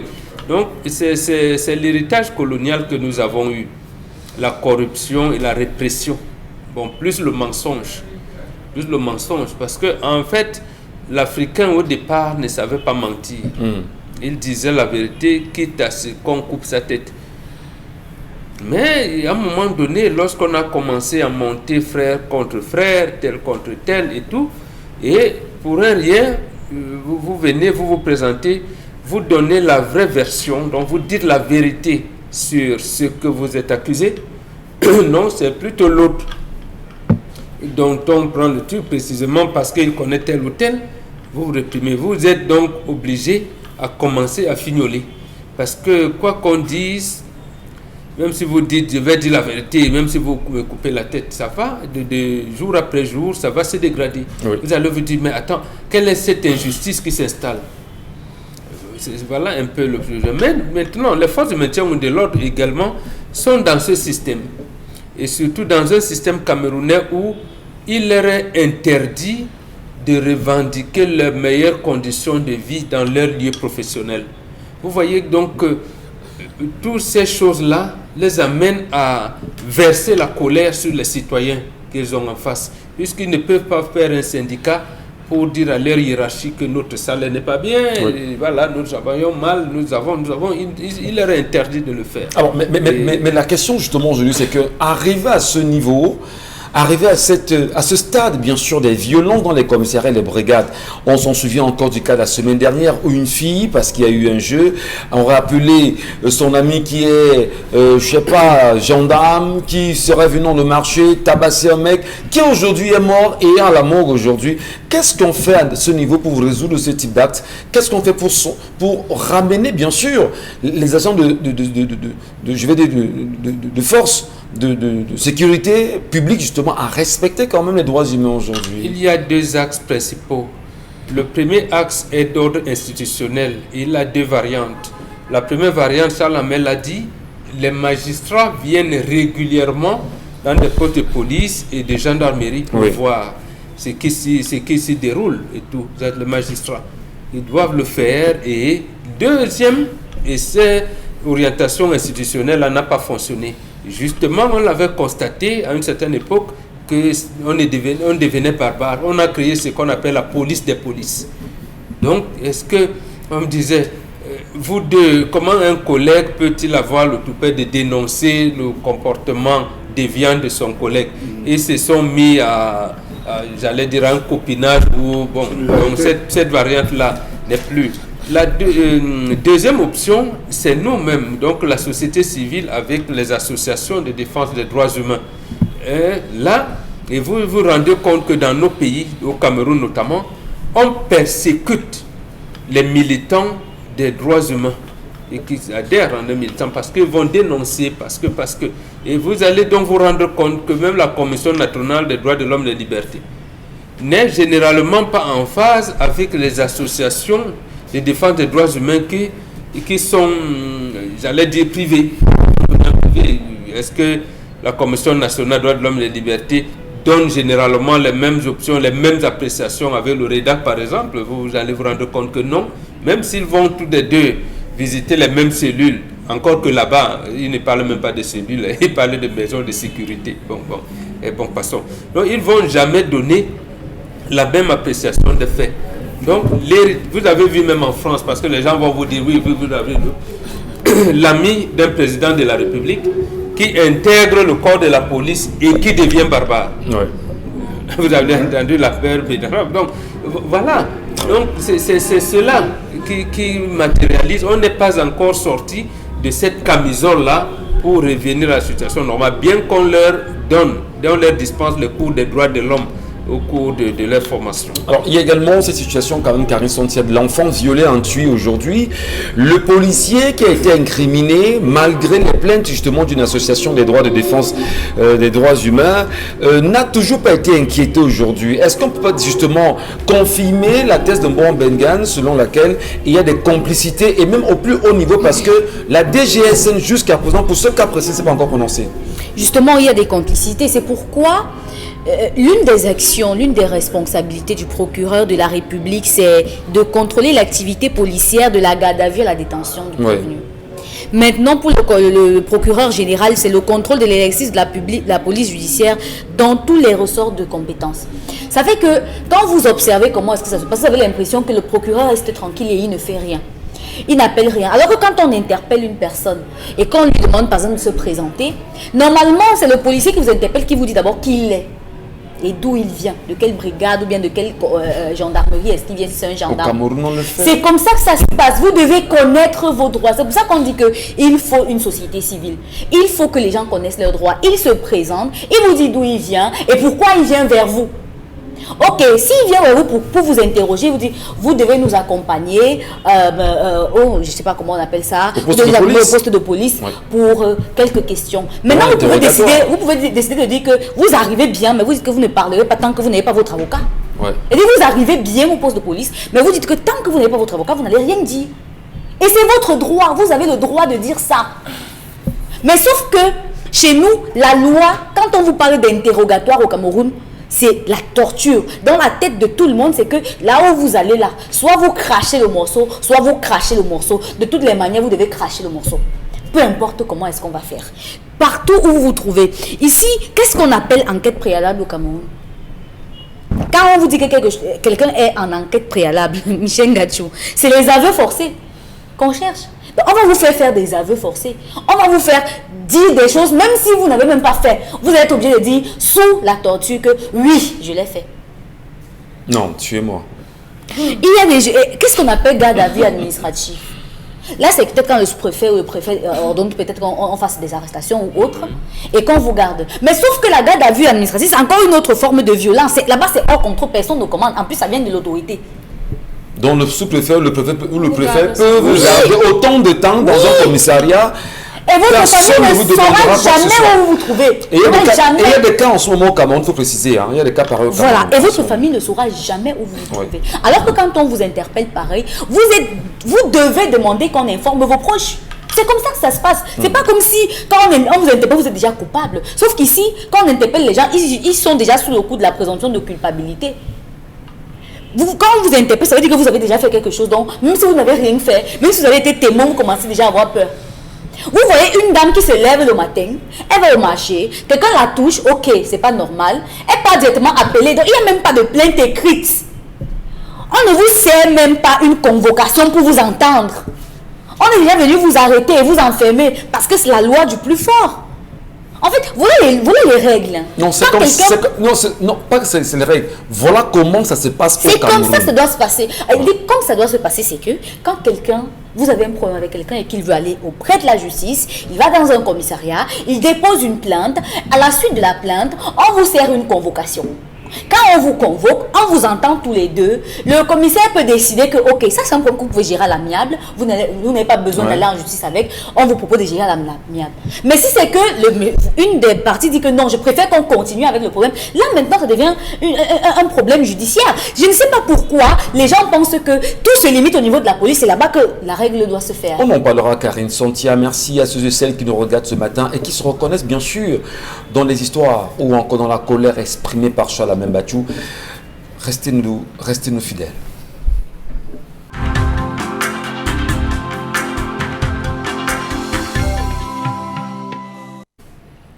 Bien, bonjour à vous, madame, messieurs, à l'instant. Merci de nous retrouver sur notre antenne pour cette seconde partie de 10-12, le Zénith. Et c'est toujours un plaisir, quand même, de vous savoir très nombreux au regard de cette émission. Nous l'avions très bien dit en début d'émission, que nous saluons toutes les femmes qui nous regardent ce matin, parce que vous êtes très nombreuses, mesdames, à prendre, bien sûr, pas mal de messages ici, et surtout de mieux comprendre l'actualité aujourd'hui. Mais ce qui est curieux et ce qui est important, c'est que nous parlions sur ce plateau d'une colère exprimée par Charles Membachou autour, justement, du traitement infligé aux personnes dans les commissariats et dans les brigades aujourd'hui. Et nous savons effectivement que vous aussi, parmi vous, il y en a qui ont été victimes de l'attitude brutale des policiers et des gendarmes. Je vais peut-être saluer bien sûr ceux qui nous regardent ce matin au secrétariat d'État à la Défense, au CED à Yaoundé, effectivement. Quand on sait comment ça se passe au niveau du CED, je ne peux pas vous le dire, Charles Membachou, Mbombo Bengan Kandji, Karine Santia, Dominique Audrey, on dira peut-être que Kinos va exagérer, mais on sait des choses inimaginables, inacceptables, le type de cellule, le type de traitement que l'on inflige à des personnes, je dis bien et j'insiste, au secrétariat d'État à la Défense à Yaoundé précisément. C'est assez dommage. Et aujourd'hui, Karine, vous semblez justement, vous aussi, nous laisser comprendre qu'il y a des situations qui sont inacceptables et c'est des violations permanentes des droits humains aujourd'hui. Justement, parfois quand on défère quelqu'un à la prison, par exemple, centrale de Douala, par exemple, la personne arrive là-bas avec déjà des bleus. Donc, elle est blessée partout, il faut encore soigner avant qu'elle reste en prison, sinon ses plaies vont se faire infecter, justement parce qu'elle a été vraiment torturée. Il y a des gens qui, parfois quand on vous arrête et qu'on vous frappe à l'aide des matraques, des machettes et autres que M. Mbachou a cité tout à l'heure, là, il y en a qu'on pend avec les mains. Hein. Donc on attache vos mains, là, on suspend ça et puis on vous laisse comme ça même de nuit. Vous allez rester comme ça. Vous vous rendez compte du genre de vie. On est là comme à l'époque de l'esclavage. Vous vous rendez bien compte. On vit encore dans la grosse barbarie. Aviez-vous été dans une cellule un jour, Karine Santia? En tout cas, la première où je suis entrée, seulement pour voir l'insalubrité m'a fait sortir et attendre dehors. Donc c'était seulement pour rendre visite à quelqu'un. Seulement la situation d'insalubrité m'a fait sortir et attendre. Moi je le dis parce que moi j'étais dans une cellule. J'étais dans une cellule et j'ai vu des Camerounais dans cette cellule sauvagement molestés, quasiment à mort. J'ai dit quasiment, non. Bon, j'avoue, j'ai pas vu comment taper, mais j'ai dit, il est quasiment mort. Mais il est là avec vous en cellule et on doit le déférer au parquet le lendemain. Parfois, vous vous demandez, nos chers grands frères et nos papas, nos aînés qui sont procureurs aujourd'hui, même nos collègues, même ceux qui ont le même âge que nous, quand vous regardez un mec comme ça, vous procureur, il sort d'un commissariat déjà quasiment mort. Et il faut justement enrôler le procès, il faut, je sais pas, comment vous vous sentez? Est-ce que c'est des gens qui ont encore des... Vous avez le cœur, comme on dit souvent? Je ne sais pas s'ils ont le cœur, mais pour ceux qui pratiquent ce genre de torture, là, ils sont vraiment en marge de ce qu'on leur apprend à l'école. Je ne sais pas si c'est ça qu'on apprend, comment torturer les gens et autres. Il y a quand même des méthodes. C'est vrai qu'il y a des méthodes pour soutirer des vérités aux gens et tout. Il y a des menaces, il y a des choses, oui. Mais dans ce que nous voyons ici, parfois c'est des vengeances. Hein. Un gars est là, il y a un bailleur qu'on a frappé dernièrement, que le locataire a frappé dernièrement jusqu'à ce que le militaire a frappé juste parce que le monsieur a eu l'audace de réclamer son loyer. Vous vous rendez compte? Donc ça fait qu'ils transportent même leur violence là, du commissariat à la rue. Alors est-ce que c'est pas parce que justement il y a trop de pouvoir laissé, on va dire à la fois à l'armée, à la police, à la gendarmerie dans ce pays où on sait que d'ailleurs le chef de l'État est le premier, on va dire, hein, le chef de l'armée, le tout puissant justement de l'armée, et que la police, la gendarmerie, l'armée même à un moment donné rentre dans ces violences-là parce que c'est légion au Cameroun. Dominique Audrey. Vous parlez de forces de défense, pas de l'armée. Dans la globalité, si vous voulez, hein, les forces de sécurité. Les forces de défense et sécurité. Vous parlez de l'armée. Bon, les forces de défense et sécurité dans la globalité. Les forces de sécurité. Parce qu'on sait justement... Maintien de l'ordre, les forces de maintien de l'ordre. Très bien. C'est d'elles dont on parle. Merci beaucoup. Parlons de la tête de toutes ces institutions-là. Thomas Sankara disait que c'est bien pour un dirigeant d'être à l'étage, pour pouvoir voir de très loin, pour pouvoir avoir un regard panoramique, mais que c'est encore mieux de parfois descendre dans la rue pour voir ce qui se passe ici, sous vos pieds. Ce serait cool, un peu comme on a vu avec le docteur Manaouda Malachi au début de son mandat, d'arriver incognito dans des hôpitaux et de voir comment on traitait les malades là-bas. C'est un peu cette image-là. Peut-être si on avait des dirigeants ou bien des têtes même de ces forces de sécurité-là qui faisaient des descentes inopinées, s'ils vont dire qu'ils ne sont pas au courant de comment est-ce qu'on traite les Camerounais dans ces endroits, s'ils faisaient des descentes inopinées, ils se rendraient compte de comment est-ce que les gens sont traités là-bas. Maintenant, à eux autres qui sont aujourd'hui de ce côté ou bien à nous autres qui sont en train de pleurer, il faut savoir que Thomas Sankara disait encore que la Bible et le Coran ne peuvent pas être lus de la même façon. La personne qui exploite, qui torture, qui martyrise les Camerounais, les pauvres citoyens camerounais, lisent la Bible et le Coran différemment. Et vous et moi qui sommes torturés, martyrisés, tabassés et violentés, nous on la lit différemment. Ce qui veut dire qu'il nous faut en réalité deux Bibles avec chacune sa version qui leur est propre. Parce qu'ils vous diront qu'ils sont dans leur droit, qu'ils sont dans leur travail, en train de faire des exploitations. C'est ça le terme. Mais même lorsqu'on regarde les films étrangers, il y a une façon intelligente, si c'est pour des exploitations. Il y a une façon intelligente de pouvoir soutirer des informations aux gens. Et c'est simplement l'expression de la faiblesse. Je suis désolée, de la faiblesse de la formation, de la faiblesse des compétences qui fait qu'on utilise la torture, la violence. Peut-être c'est trop de pouvoir, parce que je reviens rapidement, Dominique, pour relancer. Vous allez vous rendre compte à un moment donné que lorsque le policier vous dit même bonjour en route, oui, vous qui ne connaissez pas votre droit, à un moment vous avez même peur de répondre. Mais vous ne devez pas avoir peur. Vous dites tout de suite que j'ai encore fait quoi? Pourquoi est-ce qu'on veut m'arrêter? Parce vrai, que justement, on a mis dans les têtes des Camerounais qu'il faut avoir peur de la police en réalité. Il faut avoir peur de la gendarmerie. Ce matin, on a fait une émission sur Radio Kinos. Dès qu'on sort, il y a plein d'indices là, en dessous de l'immeuble, identifiés, connus, qui viennent faire semblant d'être avec vous, mais pourtant, c'est des indices. On les a identifiés, on les connaît, ils sont en permanence. Mais vous vous demandez à un moment donné, dois-je avoir peur de marcher dans mon pays normalement? Dois-je avoir peur de la police? Parce qu'en réalité, il faut se sentir plus en sécurité avec la police, mais c'est le contraire au Cameroun, Dominique. Police et gendarmerie d'ailleurs. Vous ne devez pas avoir peur. Vous ne devez pas avoir peur. Mais l'attitude justement de ces derniers, les traitements infligés dans les commissariats, est-ce que c'est de nature justement à rassurer le citoyen de sa sécurité vis-à-vis, en présence d'un élément de force de défense et de sécurité? Aujourd'hui, c'est de notoriété publique qu'on fait tous. Je veux dire que tout le monde évite de se retrouver dans ce genre d'endroit-là au risque de finir comme le taximan qui est mort l'année dernière. C'était au mois de juillet, si je ne me trompe. Au lieu de finir comme le vigile de la semaine dernière, c'était Colbert, ou bien de finir amputé comme Bello à Bafia. On évite de se retrouver dans ce genre de situation.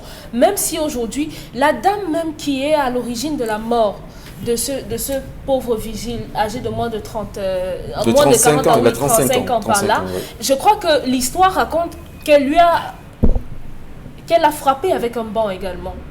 Donc je crois que si simplement vous a touché l'épaule et que vous avez riposté avec un banc, vous n'avez plus besoin d'aller de ce côté-là. Mais il faudrait qu'on inquiète ces gens comme on devrait inquiéter ceux qui ont martyrisé M. Jean. Il faut rappeler que la fille a été arrêtée et relâchée, hein, parce que vous ne connaissez pas l'information. Mais à ce moment-là... Elle était la fille justement, qui est à l'origine justement du décès de ce garçon de 35 ans dont le corps aujourd'hui à la morgue là, elle a été arrêtée et relâchée justement avec la complicité des membres de sa famille. Donc il faudrait justement que l'opinion nationale et internationale le sache. Mais je vous assure que la mort de cet homme ne va pas finir d'une famille influente. Et à ce moment-là, si on ne peut pas avoir la justice des hommes, on va recourir à la justice divine. C'est tout. Parce qu'on va finir par être dans un État, dans un pays où chacun fait sa loi. À ce moment-là, ceux-là font leur loi. Pourtant, le Cameroun est membre, a signé des conventions qui disent non à la torture. Mais pourtant, ça se pratique. Et tout le monde le sait. Que fait-on de toutes les personnes qui sont responsables ou bien qui participent à la mort de ces personnes-là? Que est-il arrivé aux responsables de la torture de Jean Faye, c'est Fongan, le monsieur de la dernière fois Andou, là-bas? Puisque tout le monde a vu, on nous a montré la vidéo où on le tabassait, le ventre et tout. Qu'est-il advenu d'eux? Autre élément, justement, c'est que comment comprendre qu'il y ait tant de torture dans nos commissariats, dans nos brigades au Cameroun? Il y a comme cette actualité concernant justement ce qui s'est passé à PK14 la semaine dernière, ce qui s'est passé bien sûr, dans le nord-ouest la semaine dernière, et que l'on ne prenne pas la pleine mesure de dire aux populations, voici où nous en sommes avec le procès et voici le traitement, on va dire affligé, si vous voulez, à ces derniers qui n'ont pas respecté les droits de l'homme. Charles Amembadjou. Vous savez que le chef de l'État avait mis sur pied une commission pour recevoir les plaintes des personnes victimes de torture. Jusqu'à aujourd'hui, elle-même, elle n'existe pas. Elle n'existe peut-être que de nom. Je ne la sens pas sur le terrain. Je ne connais pas le démembrement de Douala. Je ne connais pas le démembrement de Yaoundé, peut-être dans le MAM des 10 régions. Est-ce qu'ils s'activent? Font-ils le tour? Est-ce qu'ils ont reçu combien par trimestre? Quels sont les rapports? Bon, on est là, on attend. Monsieur Michel, si lorsque nous avons suivi la vidéo de nous, vous avez entendu la voix d'un des tortionnaires dire, on appelle ça la manœuvre. C'est comme ça qu'on fait, on traite les étudiants. Il fallait bien suivre cette vidéo. Ils ont dit, on appelle ça la manœuvre. Je ne pense pas qu'un gars qu'on a pris au quartier, qui est rentré à l'école, qui a subi la formation, n'est-ce pas, monsieur Michel, connaît ces tactiques de torture. Positionner la tête, frapper avec le dos de la machette, arrêter les jambes, arrêter les poignets. Ça suppose qu'il y a un module qui est enseigné à l'école de formation de la police comme de la gendarmerie, qu'ils ont baptisé manœuvre, peut-être qui portent des appellations diverses. Ça veut dire qu'ils sont préparés, monsieur Michel, à la pratique de la manœuvre. On leur apprend comment positionner le fessier, tenir la machette, arrêter la corde ou serrer les pieds. Ça suppose que tout ce que nous faisons à l'extérieur n'a aucune valeur si on ne modifie pas l'enseignement de l'intérieur, la pratique de l'intérieur. Voilà là où on leur enseigne le principe de non-respect de droit à l'intérieur. Autre fait, monsieur Michel, c'est le gouvernement. C'est le régime de Yaoundé qui encourage ça. Je peux vous le dire, qui a donné ce laisser aller. Appelons chat, ne tournons pas. Vous avez vu, quand on arrêtait les militants du MRC, M. Michel Gadjou, bien avant, dans les années 90, pour votre gouvernement, j'ai fait plus de 2 mois, moi-même personnellement. Vous ne pouvez pas savoir ce que vous dites, ce n'est qu'un aperçu. Oui. Qu'est-ce que vous avez vécu? Ce que j'ai vécu américain, non, monsieur. Non, ça peut être très illustratif. J'apporte encore des séquelles. Oui, permettez, oui. Des séquelles physiques même, je dis physiques même. Mais vous n'entrez pas là et vous ressortez normalement. Vous n'entrez pas là-bas, vous ressortez normalement. Ça veut dire monsieur Michel Gadjou. Et c'était à l'époque, au commissariat deuxième, il y avait un inspecteur qui était chargé, paix à son âme. J'ai même envie de dire que son âme ne se repose jamais à paix. Il s'appelle Ebodé. C'était l'inspecteur Ebodé, on le connaît là-bas à Yaoundé, qui était quelqu'un qui se baladait dans le quartier, il regardait les gens, c'était à la tête. Et pour démontrer qu'il avait des trophées, il arrêtait les gens comme ça, que vous avez fait ou pas fait. Après, les familles venaient payer, M. Michel Gadjou. Donc, je vous dis qu'il y a des gens comme ça qui ont le sang du mal dans leur... Vous faites n'importe quoi, on l'a injecté le sang, le venin du scorpion, il fait du mal pour le plaisir, ne trouve satisfaction que derrière. Vous avez des gens, M. Michel Gadjou, lorsqu'on a pris lors des marches du 22, ici, là, il y a un monsieur qui sortait, il est arrivé, il a trouvé qu'il y avait le moment, il rentrait. Sur lui, il avait plus de 3 millions, 4 millions. On l'a interpellé alors qu'il rentrait, on a dit, vous êtes de là. L'argent a été confisqué, ça a fait le tour des réseaux sociaux. Oh, le gars, sa famille m'a dit non, il avait de l'argent sur lui, il voulait remettre à sa famille, on dit non, c'est l'argent que tu as récupéré pour gérer les choses. Et puis, écrit que c'était l'argent que tu avais pris pour acheter les armes, pour acheter les trucs. Le gars dit qu'il n'était pas. On l'a bastonné, molesté, piétiné, écrasé la tête, au point de présenter une feuille blanche. Il a signé sur une feuille blanche sans savoir de quoi il signait. C'est derrière qu'on a écrit ce qu'on voulait écrire et on a imprimé en disant voilà les aveux. Donc j'estime, M. Michel, qu'en termes de cas de non-respect, c'est assez grave. Pour quelle fin?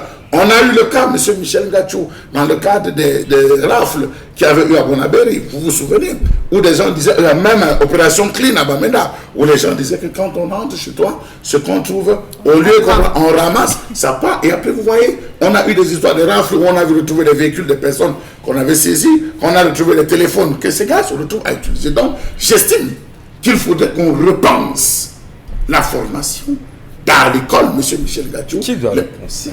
Le gouvernement a laissé aujourd'hui, on sait comment faire. Mais quand vous voyez des gens faire ce qu'ils veulent, c'est parce qu'ils savent qu'à Yaoundé, on a dit ordre, allez, feu vert.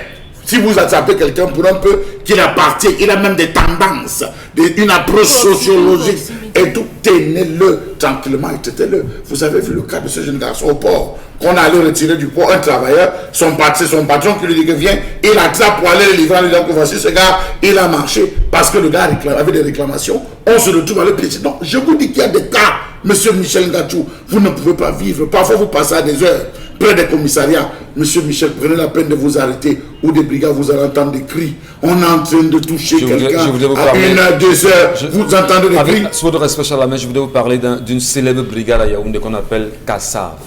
Mais est-ce que vous savez qu'il y a des gens qui font enfermer les autres seulement pour payer pour qu'on frappe? Si vous allez au quartier Madagascar à Yaoundé, renseignez-vous à ceux qui sont proches justement de la brigade de Madagascar. Pourquoi est-ce qu'on a baptisé cette brigade Kassav? Les tortues que les gens ont connues là-bas, dans les années 90 et même 2000, je ne sais pas si c'est encore le cas aujourd'hui, mais sincèrement, vous pouvez bien comprendre. Mais ce qui est dommage, Charlamel Mbachou, est-ce que ce n'est pas ce type d'attitude qui davantage frustre les Camerounais, davantage aiguise, on va dire, l'appétit de révolution naissante au Cameroun et qui peut à tout moment éclater pour un rien, comme ça a été le cas en Tunisie, avec ce monsieur qui s'est immolé. Il y avait eu un abus, toujours dans la zone de Mokolo 2e, parce que c'était sous l'air du commissariat ici, à son air à l'époque, où on avait mené des enquêtes et il avait dit, il a répondu froidement aux enquêteurs, cela se passe quand je ne suis pas là, je ne suis pas informé. Ce que vous faites, vous êtes en train de m'apprendre. Parfois, on fait le rapport, quand ils font les rapports, ils disent qu'on l'a attrapé, il y a eu des résistances. Voilà l'expression. Il y a eu tant de résistances, on a été obligé de riposter. Voilà généralement les justificatifs qu'ils utilisent souvent pour pouvoir passer le filet. Vous avez des gens dans les quartiers qui, lorsqu'ils arrivent, on a pris, par exemple, vous avez déjà un problème avec M. Ngachou. On vous prend, on vous garde ici au rond-point 4e, monsieur. Je vais appeler un policier, je lui donne, je ne sais pas, policier ou brigade, je lui donne 100 000. Je dis que traite-moi le gars là. C'est-à-dire que touche le gars, ne te dérange pas. Je viens seulement demain pour la confrontation, tu vas le voir. Ils attendent des heures, 2 heures, 3 heures, des heures induites là où on dit les âmes sensibles sortez. C'est le coxeur Jean-Claude Van Damme qui va s'occuper de lui. Il le prend et il devient son sparring partner. Il frappe, fracasse, cogne. Est-ce que le commissaire, lorsqu'il arrive, ça c'est une question, est-ce que le matin, est-ce qu'il fait le tour des cellules? Le commissaire qui arrive doit descendre et faire le tour. Qu'est-ce qui s'est passé? Comment gérer la complicité? Comment gérer la complicité? Parce que vous ne pouvez pas me dire, M. Mbachou Charlamel, que vous soyez commissaire ou commandant d'une brigade et qu'il y ait des exactions pareilles dans votre unité et que vous ne soyez pas complice aujourd'hui. Pour la plupart de nous mentent. Moi, je parle de ce que j'ai vécu personnellement au CED à Yaoundé, où j'ai vu comment on a torturé des gens devant moi au secrétariat d'État à la Défense à Yaoundé, où ils sont sortis handicapés aujourd'hui.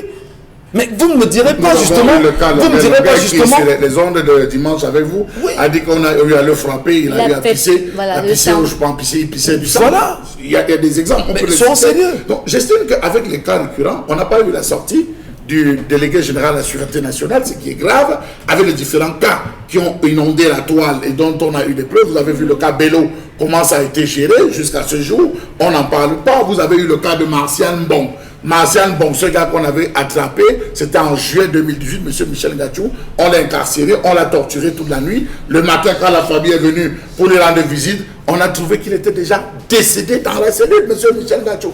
On a porté le corps en jetant en disant que c'était un repris de justice, et ceci. Donc, vous voyez, sur des fallacieux prétextes, on utilise, je pense, que le secrétariat d'État à la Défense doit s'exprimer sur la question. Il y a eu plusieurs fois les avocats qui sont montés au créneau du fait qu'eux-mêmes on les molestait, on les torturait. Il y a eu plusieurs fois des individus qui ont eu à porter plainte, des scandales. Il est temps qu'on s'asseye, que la délégation générale de la Sûreté nationale prenne des mesures. Au lieu de sanctionner les éléments, je préfère qu'on sanctionne la tête, c'est-à-dire le commissaire, le commissaire affecté. Si dans votre cellule, si dans votre cellule, vous avez tel cas, il n'y a plus de solution, c'est vous qu'on frappe et c'est vous qu'on incarcère. Tout simplement, vous payez à la tête, puisque c'est comme ça. Si on le fait, vous allez voir que ça va commencer à changer, la façon d'incarcérer, la façon de discuter va changer. Mais il faut bien sûr rappeler, Charles Bachot, que c'est des difficultés aujourd'hui. Lorsque vous appartenez à des familles et des fratries, il est très difficile justement de sanctionner le membre qui appartient à une famille. Et quand on dit famille, on se comprend très bien parce que vous avez accepté d'adhérer, on vous protège d'une manière ou d'une autre. La solidarité de corps. Non, je ne veux pas de famille, de fratrie pour qu'on se comprenne très bien. D'accord. Voilà, donc quand vous appartenez à une famille, vous appartenez à une maison, vous appartenez à des choses compliquées, on ne peut rien vous faire parce qu'on vous dira qu'on vous protège. Mais il faut être certain que le sang qui coule ne s'en va jamais comme ça. Il y a toujours des conséquences fâcheuses. Karine, sont-il les messages de nos téléspectateurs ce matin, s'il vous plaît? Quelques instants, le temps que je les range. Un instant. Vous vous remettez encore de nombreuses tortures que vous avez vécues, que vous avez connues? Parce que elle est seulement allée voir. S'il faut parler des cas que nous avions vécus, un matin, un soir, alors que le pape, je crois le pape Benoît XVI doit s'amener au Cameroun, nous sommes avec des jeunes, nos quartiers, et il y a un rafle à la veille. Et je parle encore justement du secrétariat d'État à la Défense. On rafle tout le quartier comme Cana. C'est-à-dire que on vous retrouve en bateau, on vous rafle, on vous ramène simplement au niveau du secrétariat d'État à la Défense. Vous avez une carte nationale d'identité, oui, on vous met de côté. Vous n'en avez pas, on vous garde. Et il y en a qui vous disent qu'ils sortent de la pharmacie avec des médicaments en main.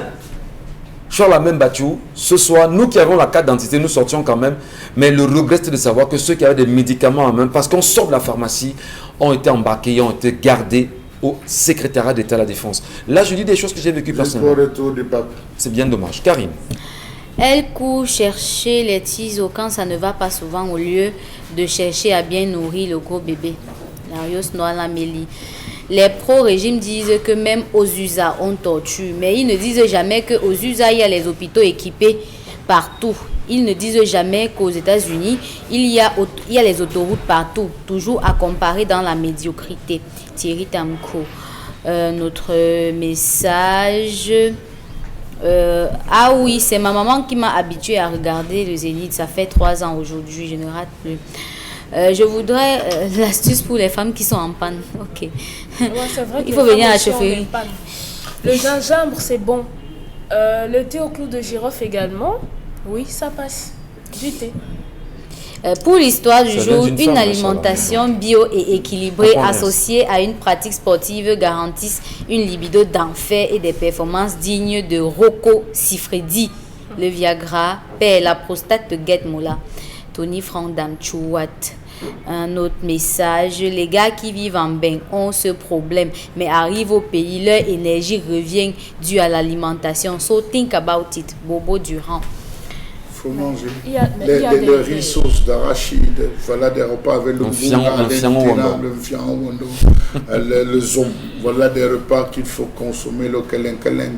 Il y a des choses, revenez à l'essentiel, fuyez tout ce qui est occidental, tout ce qui est chimique. Vous avez des filles aujourd'hui, elles ne respirent qu'avec le chocolat, elles dorment avec le shawarma, elles descendent avec des yaourts. Vous pensez que vous allez donner quoi? Vous vous abîmez sans vous rendre compte que vous abîmez votre corps. Et étrangement, ces filles se retrouvent à plonger leur mari dedans, à habituer. Vous entrez dans une maison, la femme dit je n'ai pas préparé. Comment on entre une femme et n'a pas préparé? Le poisson blessé. Comment?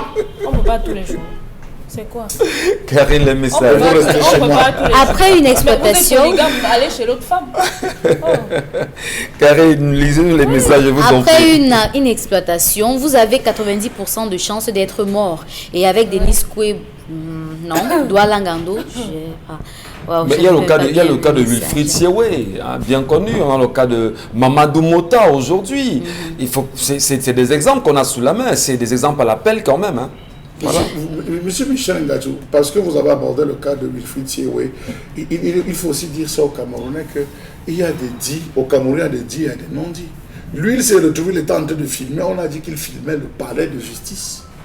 Ça suppose qu'il y a des endroits, quand vous voyez des Camerounais qui vont, des visiteurs à la Maison Blanche, ils se filment sur les portails de la Maison Blanche. Mais regardez, vous voyez ça partout. Des frères et des soeurs qui rentrent, ils vont dans des zones stratégiques, ils se filment. Je suis ici devant la NASA, ils prennent des photos. Mais ici, pour avoir pris juste la photo... Sur le pont, en allant à aider, vous n'avez pas le droit. J'ai essayé. Vous voulez... vous avez aussi essayé. Vous avez dit pour dire que c'est des cas de torture. Mais voilà, allez au palais des congrès de Yaoundé. Faites une photo en direction du palais de l'unité. On vous pêche, on vous dit, vous allez filmer le palais de l'unité, vous allez en prison pour ça. C'est incompréhensible dans un pays. Nous, on se vante avec le palais de l'unité, où on est censé se mettre devant le portail, se faire des photos, et se vanter que c'est notre pays, c'est notre palais. Vous faites une photo pareillement, on vous prend, on vous fout une ouf. C'est comme ça. Vous voulez faire le plan du palais. J'ai vécu un bon bout au Congo et beaucoup en souffrent de cette faiblesse à cause de la consommation exagérée du foufou, ce qui leur font souffrir de l'hémorroïde et de suite. On ne demande pas. Les Bamoun mangent le ndiabcha. Le ndiabcha, c'est-à-dire vous servez toutes les nourritures. Vous ne mettez pas le ndiabcha, vous n'avez pas nourri un gars. Arrêtez de taxer certaines nourritures, d'avoir des conséquences. Non, vraiment, des nourritures africaines. Arrêtez. Parce que vous entendez ça. Encore que le foufou, c'est avec la sauce. C'est pas je ne fais pas le foufou, je ne fais pas. Évoluons. Alors, vraiment, souvent, la barbarie de nos forces de l'ordre. Qu'en est-il de celui qui avait tiré sur les marcheurs le 9 de janvier 2019, bien identifié et diffusé à la face du monde? Le commissaire qui avait tiré sur Michel Ndoki et autres, là, c'est ça? Voilà. On n'en parle pas. Le jeune garçon de Bafoussam. On n'en parle pas. C'est une... Non, le rapport officiel dit qu'ils ont fait le make-up. Le make-up. Voilà. Donc c'est ce que... C'est dans le cinéma, oui. D'accord. Évoluons. Parler de droits de l'homme, c'est parler de respect de l'autre. Qui respecte quoi aujourd'hui au Cameroun? Quand un sous-préfet menace un grand chef traditionnel, quand les écoliers menacent les professeurs, Collins Colby. Lorsque je demande souvent aux filles de m'écrire inbox pour leur orienter dans ce côté de romantisme, elles disent que je suis une man ici. Ah, c'est une femme. Ange de Dieu-Mba. Ouais. Les produits naturels transformés en capsules ou en comprimés, que fait l'Afrique pour valoriser la pharmacopée tant vantée en vertu thérapeutique? Mais l'Europe nous a interdit. Pour le cas du Cameroun, c'est depuis 1974 qu'il existe l'Institut national d'études médicales et des plantes médicinales qui a été réhabilité en 1985. Et c'est le laboratoire qui devait alimenter cet institut que dirige le professeur Chambou, laboratoire qui porte le même nom. Et c'est ce laboratoire qui a eu les instructions de Madame Tuenté dernièrement de ne fabriquer que la chloroquine. Or, dans son ministère, il y a un service de recherche des plantes médicales. Donc, et on ne nous fait pas. Le problème n'est pas un problème de chercheurs africains, le problème c'est un problème d'orientation politique qui ne voudrait pas qu'on aille en concurrence avec les firmes pharmaceutiques occidentales. Voilà. Karine. Est-ce que, voilà, quand je suis sortie du GMI, je n'ai pas pu marcher pendant 2 mois. Mes pieds étaient gonflés à cause des bastonnades. Mais le problème c'est que quand c'est comme ça, moi je comprends pas, on repart ça comment? Vous avez vu le gars, parce que le gars qui avait sur la toile qui me disait, oui, voilà, le Cameroun a des routes. Il imitait le ministre. Voilà, le Cameroun a des routes. Vous pouvez regarder un match. Vous savez, on a attrapé ce gars. J'ai eu l'occasion de le voir. On a attrapé ce gars. Je ne sais pas comment on l'a pris. On l'a fouetté avec la machette. Il était méconnaissable. Il était méconnaissable. Il n'a pas marché pendant plus de 4 à 5 mois. C'était quoi sa faute? Juste pour avoir imité le ministre Jean de Dieu Momo. J'ai dit, ses plans de pied étaient noirs de sang avec coagulé. Mais d'ailleurs, l'actualité il a fait des images justement de son état qui était critique au sorti justement de ce commissariat Et où il la a route été était sauvagement. effectivement faite. Alors, mais je dis quand même, moi je veux dire, c'est peut-être bizarre, mais à un moment donné, vous vous dites, on risquerait de tellement frustrer les gens que les gens vont aller consulter des choses pour vous faire du mal, même comme on dit sur ce plateau que non, nous les bonbons, nous on protège nos enfants. À un moment donné, c'est compliqué. Vous êtes dans une injustice qui ne dit pas son nom. Et on vous demandera que, mais vous les bonbons, vous les traditionalistes, on le fait au vu de tout. Mais finalement, vous laissez faire jusqu'à quand?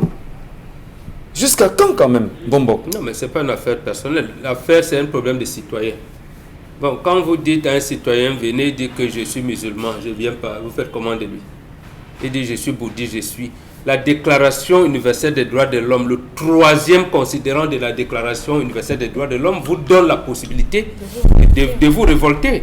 Parce que vous devez vous battre pour avoir un état de droit. Et lorsque cet état ne préserve pas vos droits, vous avez le droit, vous, de vous ériger contre la tyrannie et l'oppression. Donc, c'est à vous de voir. Allez, on va dans un instant, mesdames, messieurs, marquer une petite pause. Nous irons retrouver Consti Lamine, comme c'est le cas tous les jours, avant de revenir bien sûr à la revue des réseaux sociaux. Et on le sait, Consti Lamine nous retrouvera dans un moment avec le café Vital. Il est déjà à nos côtés, comme c'est le cas tous les jours, de lundi à vendredi, mesdames, messieurs. Merci de garder le bon cap et surtout de prendre la belle attitude chez Equinox Télévision. Nous sommes avec 10-12, le Zénith, Karine Santiam, Bonbon Bengan, Dominique Audrey Oyengelek et Charles Bachou, unis pour la même mission. Nous allons vous servir jusqu'à midi. Mais avant, Consti Lamine, nous vous disons hier bonjour. Bonjour Consti, bienvenue. Alors bonjour Michel Gachou, bonjour à nos téléspectateurs et bonjour à tous les cons.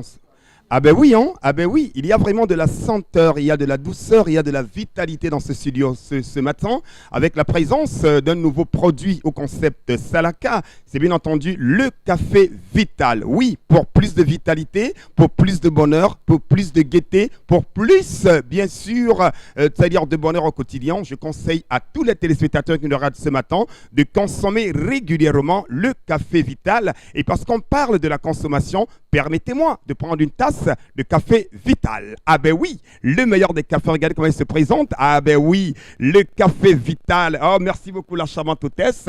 Alors, chers téléspectateurs, vous êtes à la maison, vous me regardez en ce moment, je vous demande d'aller dans un point de vente et de demander le meilleur des cafés, le seul café camerounais qui vous permet de garder la vitalité, c'est bien entendu le café Vital. Alors, je le déguste avec vous à la maison. Alors, regardez et appréciez la qualité de ce café Vital.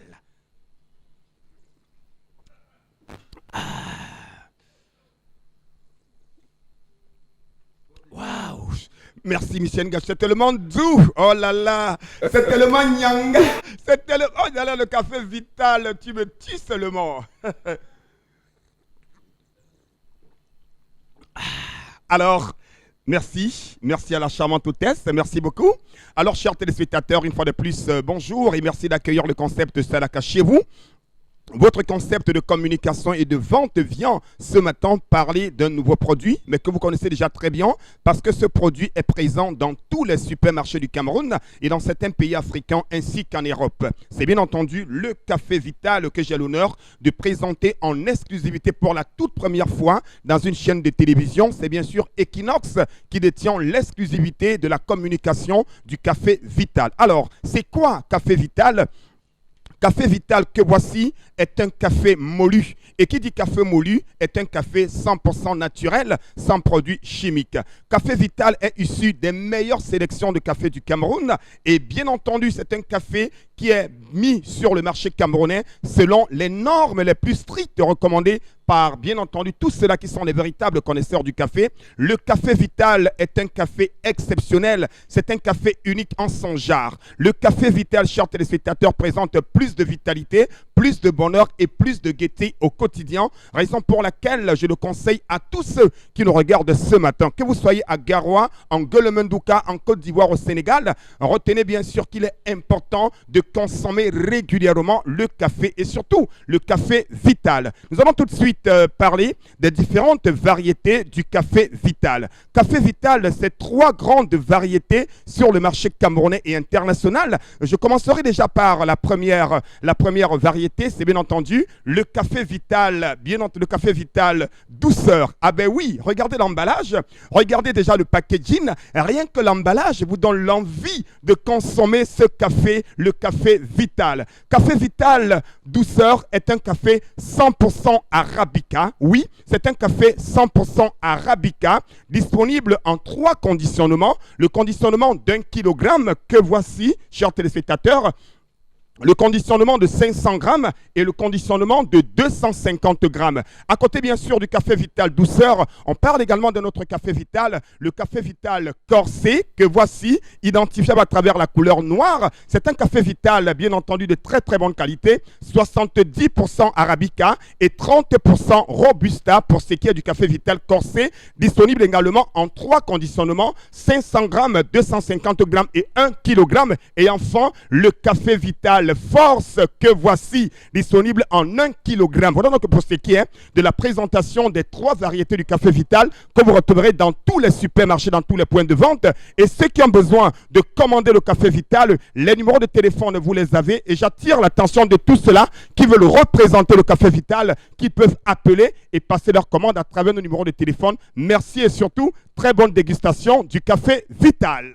Coucou Constilamine, merci à vous pour ce passage sur nos antennes. À l'instant, nous vous retrouverons certainement pour d'autres produits au courant de l'émission. La revue des réseaux sociaux, Karine Santia. Ce matin, qu'est-ce qui se passe sur la toile là? Dans le cadre de la revue des réseaux sociaux, on s'intéresse d'abord à cette lettre du ministre Atangandji adressée aux différents gouverneurs des régions du Cameroun.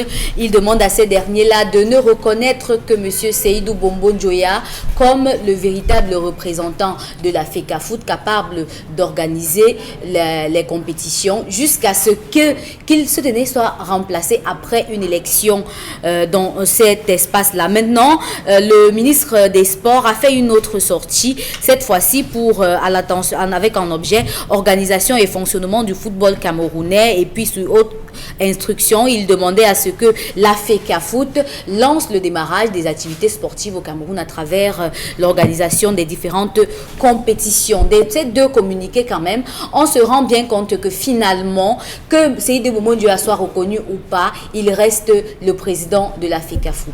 Voilà.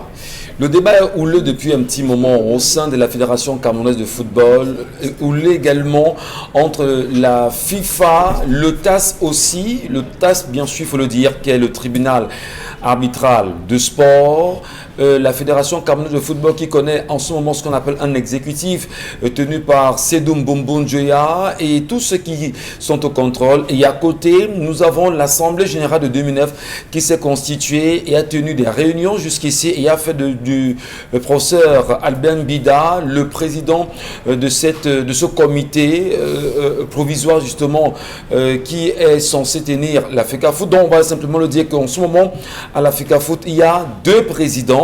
L'un des présidents reconnus par les instances, on va parler de la FIFA, qui reconnaît encore que Seydou Bombo Njoya est en place, même si le tribunal arbitral de sport posait encore la question à Seydou Bombo Njoya il y a quelques temps, qu'est-ce que vous faites là-bas parce qu'en réalité, vous n'êtes pas crédible. C'est bien dommage. Bon, il faut quand même relever que ce qui s'est passé avec le ministre des Sports, c'est qu'il a donné les stades, en fait. C'est ça. Il a restitué les stades. C'est une manière de donner l'autorisation pour la FECAFOOT d'organiser les compétitions. Qui occupe la FECAFOOT maintenant? C'est Seydou Bombo Njoya. Vous parlez des 2 présidents. Non, mais il y a 2 présidents. Il y a 2 présidents en ce moment sur la même bâtue. Celui qui occupe la FECAFOOT s'appelle Seydou Bombo Njoya, validé par la Fédération internationale de football association. Il faut le dire. Alors, qu'est-ce qu'on fait du TAS qui a reconnu que l'exécutif actuel n'était pas à sa place? Qu'est-ce qu'on va dire? Le Cameroun est dans l'illégalité totale. Il ne faut pas avoir peur de le dire. Ouais. L'État du Cameroun, à travers le gouvernement, est dans l'illégalité. Ça, faut pas, on peut pas, il n'y a pas 2 mots à le dire. Seydou Bombo Njoya et son équipe devaient quitter le plancher et laisser à Albert Mbida et à son groupe d'organiser.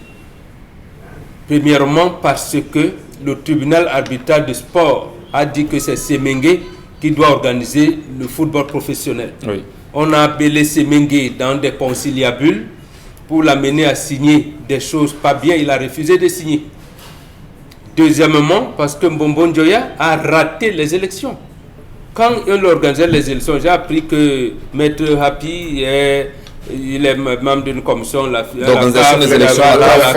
Oui. Lui qui organise mal les élections, la FICAFOOT, on le prend là-bas. Ça, c'est des choses qu'on doit relever pour dénoncer, décrier avec force. L'État du Cameroun est dans l'illégalité. Maintenant, est-ce qu'on va laisser faire? Je n'en sais rien, mais moi je pense que le camp Albert Mbida doit continuer. Je pense qu'ils ont saisi le TAS. Donc quand la FIFA entre en collision incestueuse avec nos États, il faut décrier cela. Les fédérations sont membres de la Fédération internationale de football association. Bien sûr. Ils ne sont pas, comme on fait comme si la FIFA était un suprême. Ils sont membres. Donc en tant que membres de cette organisation-là, ils donnent leur point de vue. Et leur point de vue, c'est quoi? C'est le tribunal. Quand ça ne va pas, le tribunal arbitral de sport. Et puisque la FIFA avait exigé et obtenu des fédérations que chacun ouvre un compte bancaire en Suisse, il y a aussi le tribunal fédéral suisse qui doit statuer. Voilà les deux.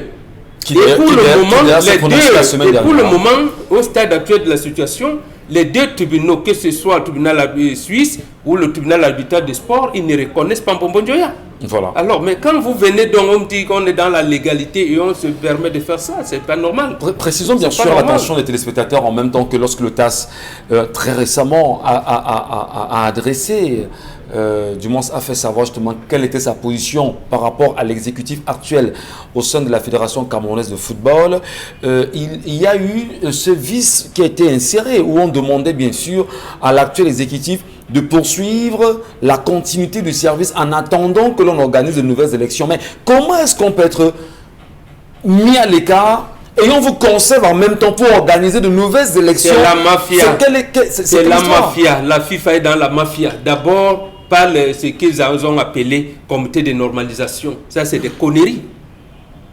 Le président d'une fédération est invalide et incapable d'études. Les textes même de la FIFA disent que le premier vice-président continue. Ça a été le cas lorsque Vincent Onana avait été mis de côté. Iya Mohamed a continué normalement. Maintenant, Iya Mohamed se trouve dans les mêmes situations. On interdit à John Bengeninde de continuer. Ouais. On vient créer un comité de normalisation comme si tout le comité exécutif de la FICAFOOT était invalide. C'est pas possible. Voilà comment le faux avait commencé. Et quand vous venez donc avec le faux, Ernest Wandi a dit la vérité voyage sans passeport. Ça vous rattrape. Ça va vous rattraper et c'est la honte du Cameroun. Et le gouvernement veut encore nous empêtrer dans cette honte-là et on va l'assumer malheureusement. Mais je voudrais quand même, Charlamagne, même si vous n'êtes pas d'accord, on va quand même... Comment comprendre que le football camerounais soit pris en otage à la fois aujourd'hui parce qu'on voit de plus en plus le ministre en charge de l'administration territoriale, Paul Atangandi, s'intéresser au football maintenant à la suite justement de cette correspondance adressée au gouverneur des régions. On voit également l'attitude du ministre des Sports qui restitue les stades, oui, pour qu'on puisse organiser le championnat parce qu'on le sait en même temps, ce championnat risque encore d'avoir des problèmes. Alors comment vous appréciez l'attitude? Est-ce qu'on ne peut pas dire que le football aujourd'hui est confisqué par trois personnes? Je veux trois instances camerounaises. Moi, je suis sorti du football depuis. Je vous avais dit que moi, les affaires du football ne m'intéressent plus. Depuis qu'on a fait entrer cela comme arme, n'est-ce pas, de dissuasion massive, on a fait entrer. Je dis, je vais me retirer de cela. Et vous vous rendez compte que ça entretient, pendant que ça vous éloigne des vraies choses de la République, monsieur Michel Ngatiou. Vous nous avez posé ici il n'y a pas longtemps la question de Kotor, la pénétrante Kotor. Vous nous avez posé la question des pénétrantes Est-Ouest des 55 milliards qu'il faut regarder. On veut nous éloigner des vrais sujets. Les vrais sujets, c'est les 55 milliards qu'on est en train de vouloir, le prêt qu'on veut faire pour M. Michel Ngatiou, la pénétrante Est, les 88 milliards. C'est ça les vrais sujets. Parce qu'à ce niveau, vous allez vous rendre compte jusqu'ici, Albert Bida ne s'était pas prononcé. On s'est servi de la casquette d'Albert Bida parce qu'il est sénateur. On s'est dit non. Non, il s'est prononcé. Albert Bida était pendant longtemps le président de la commission de désignation des arbitres. Donc il était l'un des dirigeants depuis les années 80. À un moment donné, il a disparu de la scène. Non, il n'était plus. Il ne s'est pas parce prononcé. que vous n'êtes pas. Mais au devant de la scène, il a toujours été. Au devant de la scène, on l'a pas vu. Puisqu'au sortir, lorsqu'on l'a positionné comme président, il a fait comprendre qu'il ne s'attendait pas, il n'avait même jamais postulé. Lui-même l'a dit, il n'avait jamais postulé. Il ne s'attendait pas qu'on allait le placer là devant. Ça a été une surprise pour lui qu'on ait fait ce choix. Et dans tous les cas, il va assumer. Mais tout comme les sénateurs, il a toujours été membre de l'Assemblée générale de la FICAFOU de manière continue au moins depuis 25 ans. Donc il y est. L'État est rentré et vous savez que quand l'État commence à mettre ses pieds dans quelque chose, ça mène dans quelque chose, ça va tourner. On va créer l'affaire de l'affaire dans l'affaire. Aujourd'hui, voilà, Dieu donné à Piqué monter. Il va préparer les élections. Il sera dans le comité d'organisation des élections de la CAF. Qu'est-ce qu'on est en train de vouloir préparer? Je vous dis, moi, mon conseil, c'est observons, parce que cette bataille, à la fin, ça a dépassé le général Semengue. Lui-même, ça l'a dépassé en tant qu'homme d'armée. Il était obligé de rentrer en disant que je pouvais agir comme un homme d'armée, mais à la fin, j'ai dû baisser, dire qu'il fallait négocier. On est arrivé à ce qu'il y a quelque chose qui se prépare, M. Michel Ngatué. Les Camerounais, très futés qu'ils sont en train de voir ce qui est en train de se préparer à l'horizon. Les qui sont en train de se préparer à reprendre le football. Raison pour laquelle je dis qu'on dise ou qu'on ne dise pas, qu'on traite ou qu'on ne parle pas. Le ministre a déjà donné instruction à ses gouverneurs qu'aucun, en dehors de Seydou Moboundoya, personne d'autre ne devra se prononcer. Alors ça montre, sur la question. Ça montre pas justement que ce ministre lui-même est illégitime dans ses décisions. Absolument. Ça montre pas que ce ministre n'est pas crédible dans ses décisions. Ça ne moins montre pas que ce ministre prend fait cause pour un fait qui est injuste. Le ministre des Sports a fait son communiqué en demandant au président de la Mais c'est la preuve justement, Charles Membatou, que le gouvernement camerounais n'a pas nommé d'aller de se rapprocher de la direction. Oui, mais l'attitude du gouvernement, justement, c'est montrer aux yeux des Camerounais que le gouvernement camerounais est faux dans sa globalité. Oui, si on le laisse faire. Si on ne se dit pas à Paul Atangandji, au ministre des Sports, que vous êtes dans l'illégalité, c'est dire au monde entier que le gouvernement camerounais est faux, simplement. Monsieur Ngachou Numba, comme ils ont ressaisi, je parle de Abdourahmane et de Albert Mbida, je parle de groupe, ils ont ressaisi le tribunal arbitral de sport. La décision, je ne manipule pas le TAS, les juges au TAS ou les arbitres au TAS. Quand la décision va tomber, je suis convaincu que cette décision-là va mettre le gouvernement dos au mur pour avoir pris de telles options. En tout cas, la situation est très grave. On attend de voir, comme Charles Membatou l'a très bien dit, mais on apprécie également et on trouve, honnêtement, on dira peut-être comprendre ma position, mais il y a, on va dire, une injustice criade. Et les Camerounais qui aiment le football, forcément, même comme d'aucuns disent que ça endort, oui, ça endort, mais c'est le sport et puis ça charrie des passions. Allez Karine, c'est fini? C'est bon pour aujourd'hui? Oui, c'est bon. Voilà, mais il va quand même falloir rappeler qu'au moment où nous parlons, des Camerounais s'organisent en Europe, notamment dans la diaspora, pour aller manifester devant certaines ambassades en Occident concernant le prêt que Standard Chartered Bank veut donner au Cameroun aujourd'hui, concernant les 55 milliards de francs CFA que l'État du Cameroun a validé comme crédit à l'endroit du Cameroun.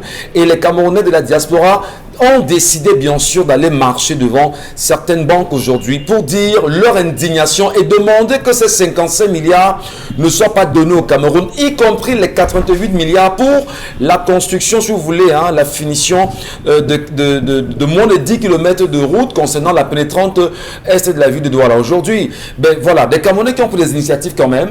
Ça, c'est ceux de l'Europe, en attendant que ceux du Cameroun s'y mettent effectivement. Allez, Constil Lamy nous retrouve à nouveau cette fois-ci. Et sur ce plateau, on parlera dans un moment, madame, monsieur, de ASPP. S'il vous plaît. C'est un centre de ASPP, c'est un centre de formation professionnelle des agents de sécurité privés au Cameroun. C'est aussi un examen que vous présentez à la fin de votre formation sous la supervision rigoureuse du ministère de l'Emploi et de la formation professionnelle. ASPP, c'est l'obtention de votre CQP, certificat de qualification professionnelle, diplôme d'État qui vous ouvrira les portes de l'industrie de la sécurité privée au Cameroun. ASPP, c'est une insertion sur le marché de l'emploi à plus de 80% depuis sa création et une large ouverture dans les métiers de la sécurité incendie, le sécurisme, le gardiennage, le code ISPS, la vidéosurveillance et bien plus encore. ASPP, ce sont des formations en cours de jour et en cours du soir. Soyez parmi les premiers et profitez de plusieurs avantages. ASPP, situé à la zone industrielle de Douala-Bassa, en face de la société Itrafon. Infoline 6 59 41 97 30. Site web aspp.cm.com. Sécurité privée, profession, c'est ça, professionnel, profession. Et pour parler, bien sûr, Constil Lamine, vous êtes avec nous à nouveau. Monsieur Chio Kev, également, Kevin, est avec nous, administrateur, et Madame Kamdem Fallon, responsable, bien sûr, des programmes. Bonjour à vous et bienvenue sur Equinox Télévision. Constil Lamine, vous nous les présentez, s'il vous plaît. Alors, bonjour Michel Gatchou, bonjour nos nombreux téléspectateurs et bonjour, bien entendu, à tous les amoureux du concept Salaka. Pourquoi le concept Salaka? C'est ce concept qui accompagne la communication de la première école de sécurité privée professionnelle au Cameroun et en Afrique centrale, j'ai nommé ASPP, qui est cette école de formation professionnelle des métiers de la sécurité privée. Cette école de formation est située en plein cœur de Douala, au quartier Bassa, à la zone industrielle, en face de Itrafon. Et ce matin, j'ai avec moi l'administrateur délégué, qui est bien entendu M. Chio Kevin, qui est de ce côté et juste à côté de moi, Mme Kamdem, qui est, il faut le rappeler, la responsable des programmes du côté, bien sûr, de l'Académie de sécurité privée professionnelle du Cameroun. C'est question de montrer à tous les téléspectateurs la qualité, la crédibilité et le sérieux de ce centre de formation professionnelle. Alors justement, puisque vous nous le présentez déjà, parlez-nous justement des modalités d'accès et les modules de formation. Madame Kamdem Fallon, bonjour. Bonjour à tout le panel, bonjour à tout le monde. Les modalités d'accès à ASPP sont assez simples. Donc, pour postuler à ASPP, pour être candidat, pour être apprenant à ASPP, un apprenant doit, au début de sa formation, avoir un certificat médical. Il doit déposer son certificat médical, il doit déposer son casier judiciaire, il doit également déposer une copie de sa CNI. Donc, c'est les trois éléments qu'il faut à la base pour postuler à ASPP, pour être apprenant à ASPP. Ensuite, concernant la formation à ASPP, la formation est axée en 4 axes principaux. Le secourisme, la sécurité incendie, le réarmement moral et le droit civique. Donc, tous nos apprenants doivent être instruits sur le droit civique. Quels sont les avantages qu'ils ont en poste? Quelles sont les différentes difficultés qu'ils peuvent avoir en poste? Quels sont les risques qu'ils peuvent avoir en poste si déjà ils ne respectent pas les critères, s'ils ne respectent pas les procédures qui sont établies? Donc, ça, c'est déjà les conditions d'accessibilité et en quoi, de façon ramassée comme ça, le programme de notre formation. Super. Alors, justement, avec M. Kamdem, on aimerait bien savoir les opportunités de l'Académie des sécurités professionnelles aujourd'hui, les opportunités et bien sûr pour les étudiants, monsieur Kevin Chio. Voilà, c'est bien prononcé? Good morning, the panel. Good morning to all our viewers from home and all over the world. Well, I would like to tell you guys that this institution that we're making is really a big opportunity for the employment of our youth. Let me recall here that the mission, ISPP has 2 main missions. The first one is to make sure that we'll help our youth and young people to be able to gain opportunities in the security industry, to help make the security industry stronger and more professional in our country. So now to drop on the opportunities, there are really a lot of opportunities both locally and internationally. Locally because I would like to remind you that our safety needs are just above our physiological needs. So for everyone watching us now, if you have a car, if you have a family, the moment you get a job and you get some revenue, your next issue or your next big issue has to do with your security, the security of your family, the security of your loved ones. So the type of person you put in charge of your security, the quality of the person you put in charge of your security is really important. So for all those young people who could not get who could not get the master's degree, who could not continue education after the advanced level, ISPP really gives you an opportunity to get into the professional world in the security industry. We don't want adventurers, we don't want amateurs, we want people who take security seriously and who believe they can have a career in security. I would also like to add that at the international level, we are working on partnerships with different partners, local internationally, for example, in Dubai, in Arab countries who are really in need of security agents, or even abroad. Don't forget that we offer a professional certificate at the end of our training, which is being vetted by the Ministry of Professional Training, which will allow you to be able to walk into some of these countries in case you leave Cameroon and you are in search of a job, be it abroad or be it in local Arab countries. So ISPP is really an employment niche, and I would like to say here again on TV that all our candidates, every candidate who successfully goes through our training and who obtains his CQP or professional certificate at the end is guaranteed of an employment the moment he leaves, because we are sure of the people we train, we are sure of the training we give, and we really know that we'll be able to satisfy the demand regarding security in Cameroon and make this industry great. Thank you. Thank you so much, Mr. Kevin Thio. Now, Consti l'a mis une vidéo. Procès de rentrée académique et justement la localisation, c'est pour quand, Consti?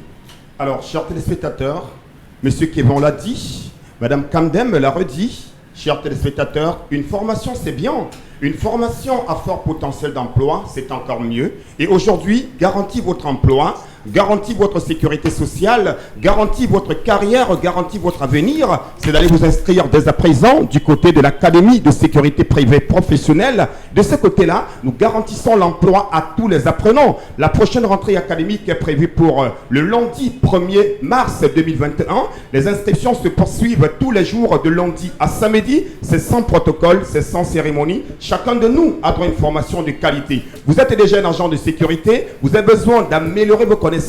Les portes vous sont ouvertes. Merci. Chers téléspectateurs, les numéros de téléphone, vous les avez. Allez vous inscrire dès à présent du côté de l'Académie de sécurité privée professionnelle qui est située en plein cœur de Douala. C'est à la zone industrielle à Bassa, en face de Ikrafon. Et soyez la bienvenue chez nous. Merci, Consti Lamine.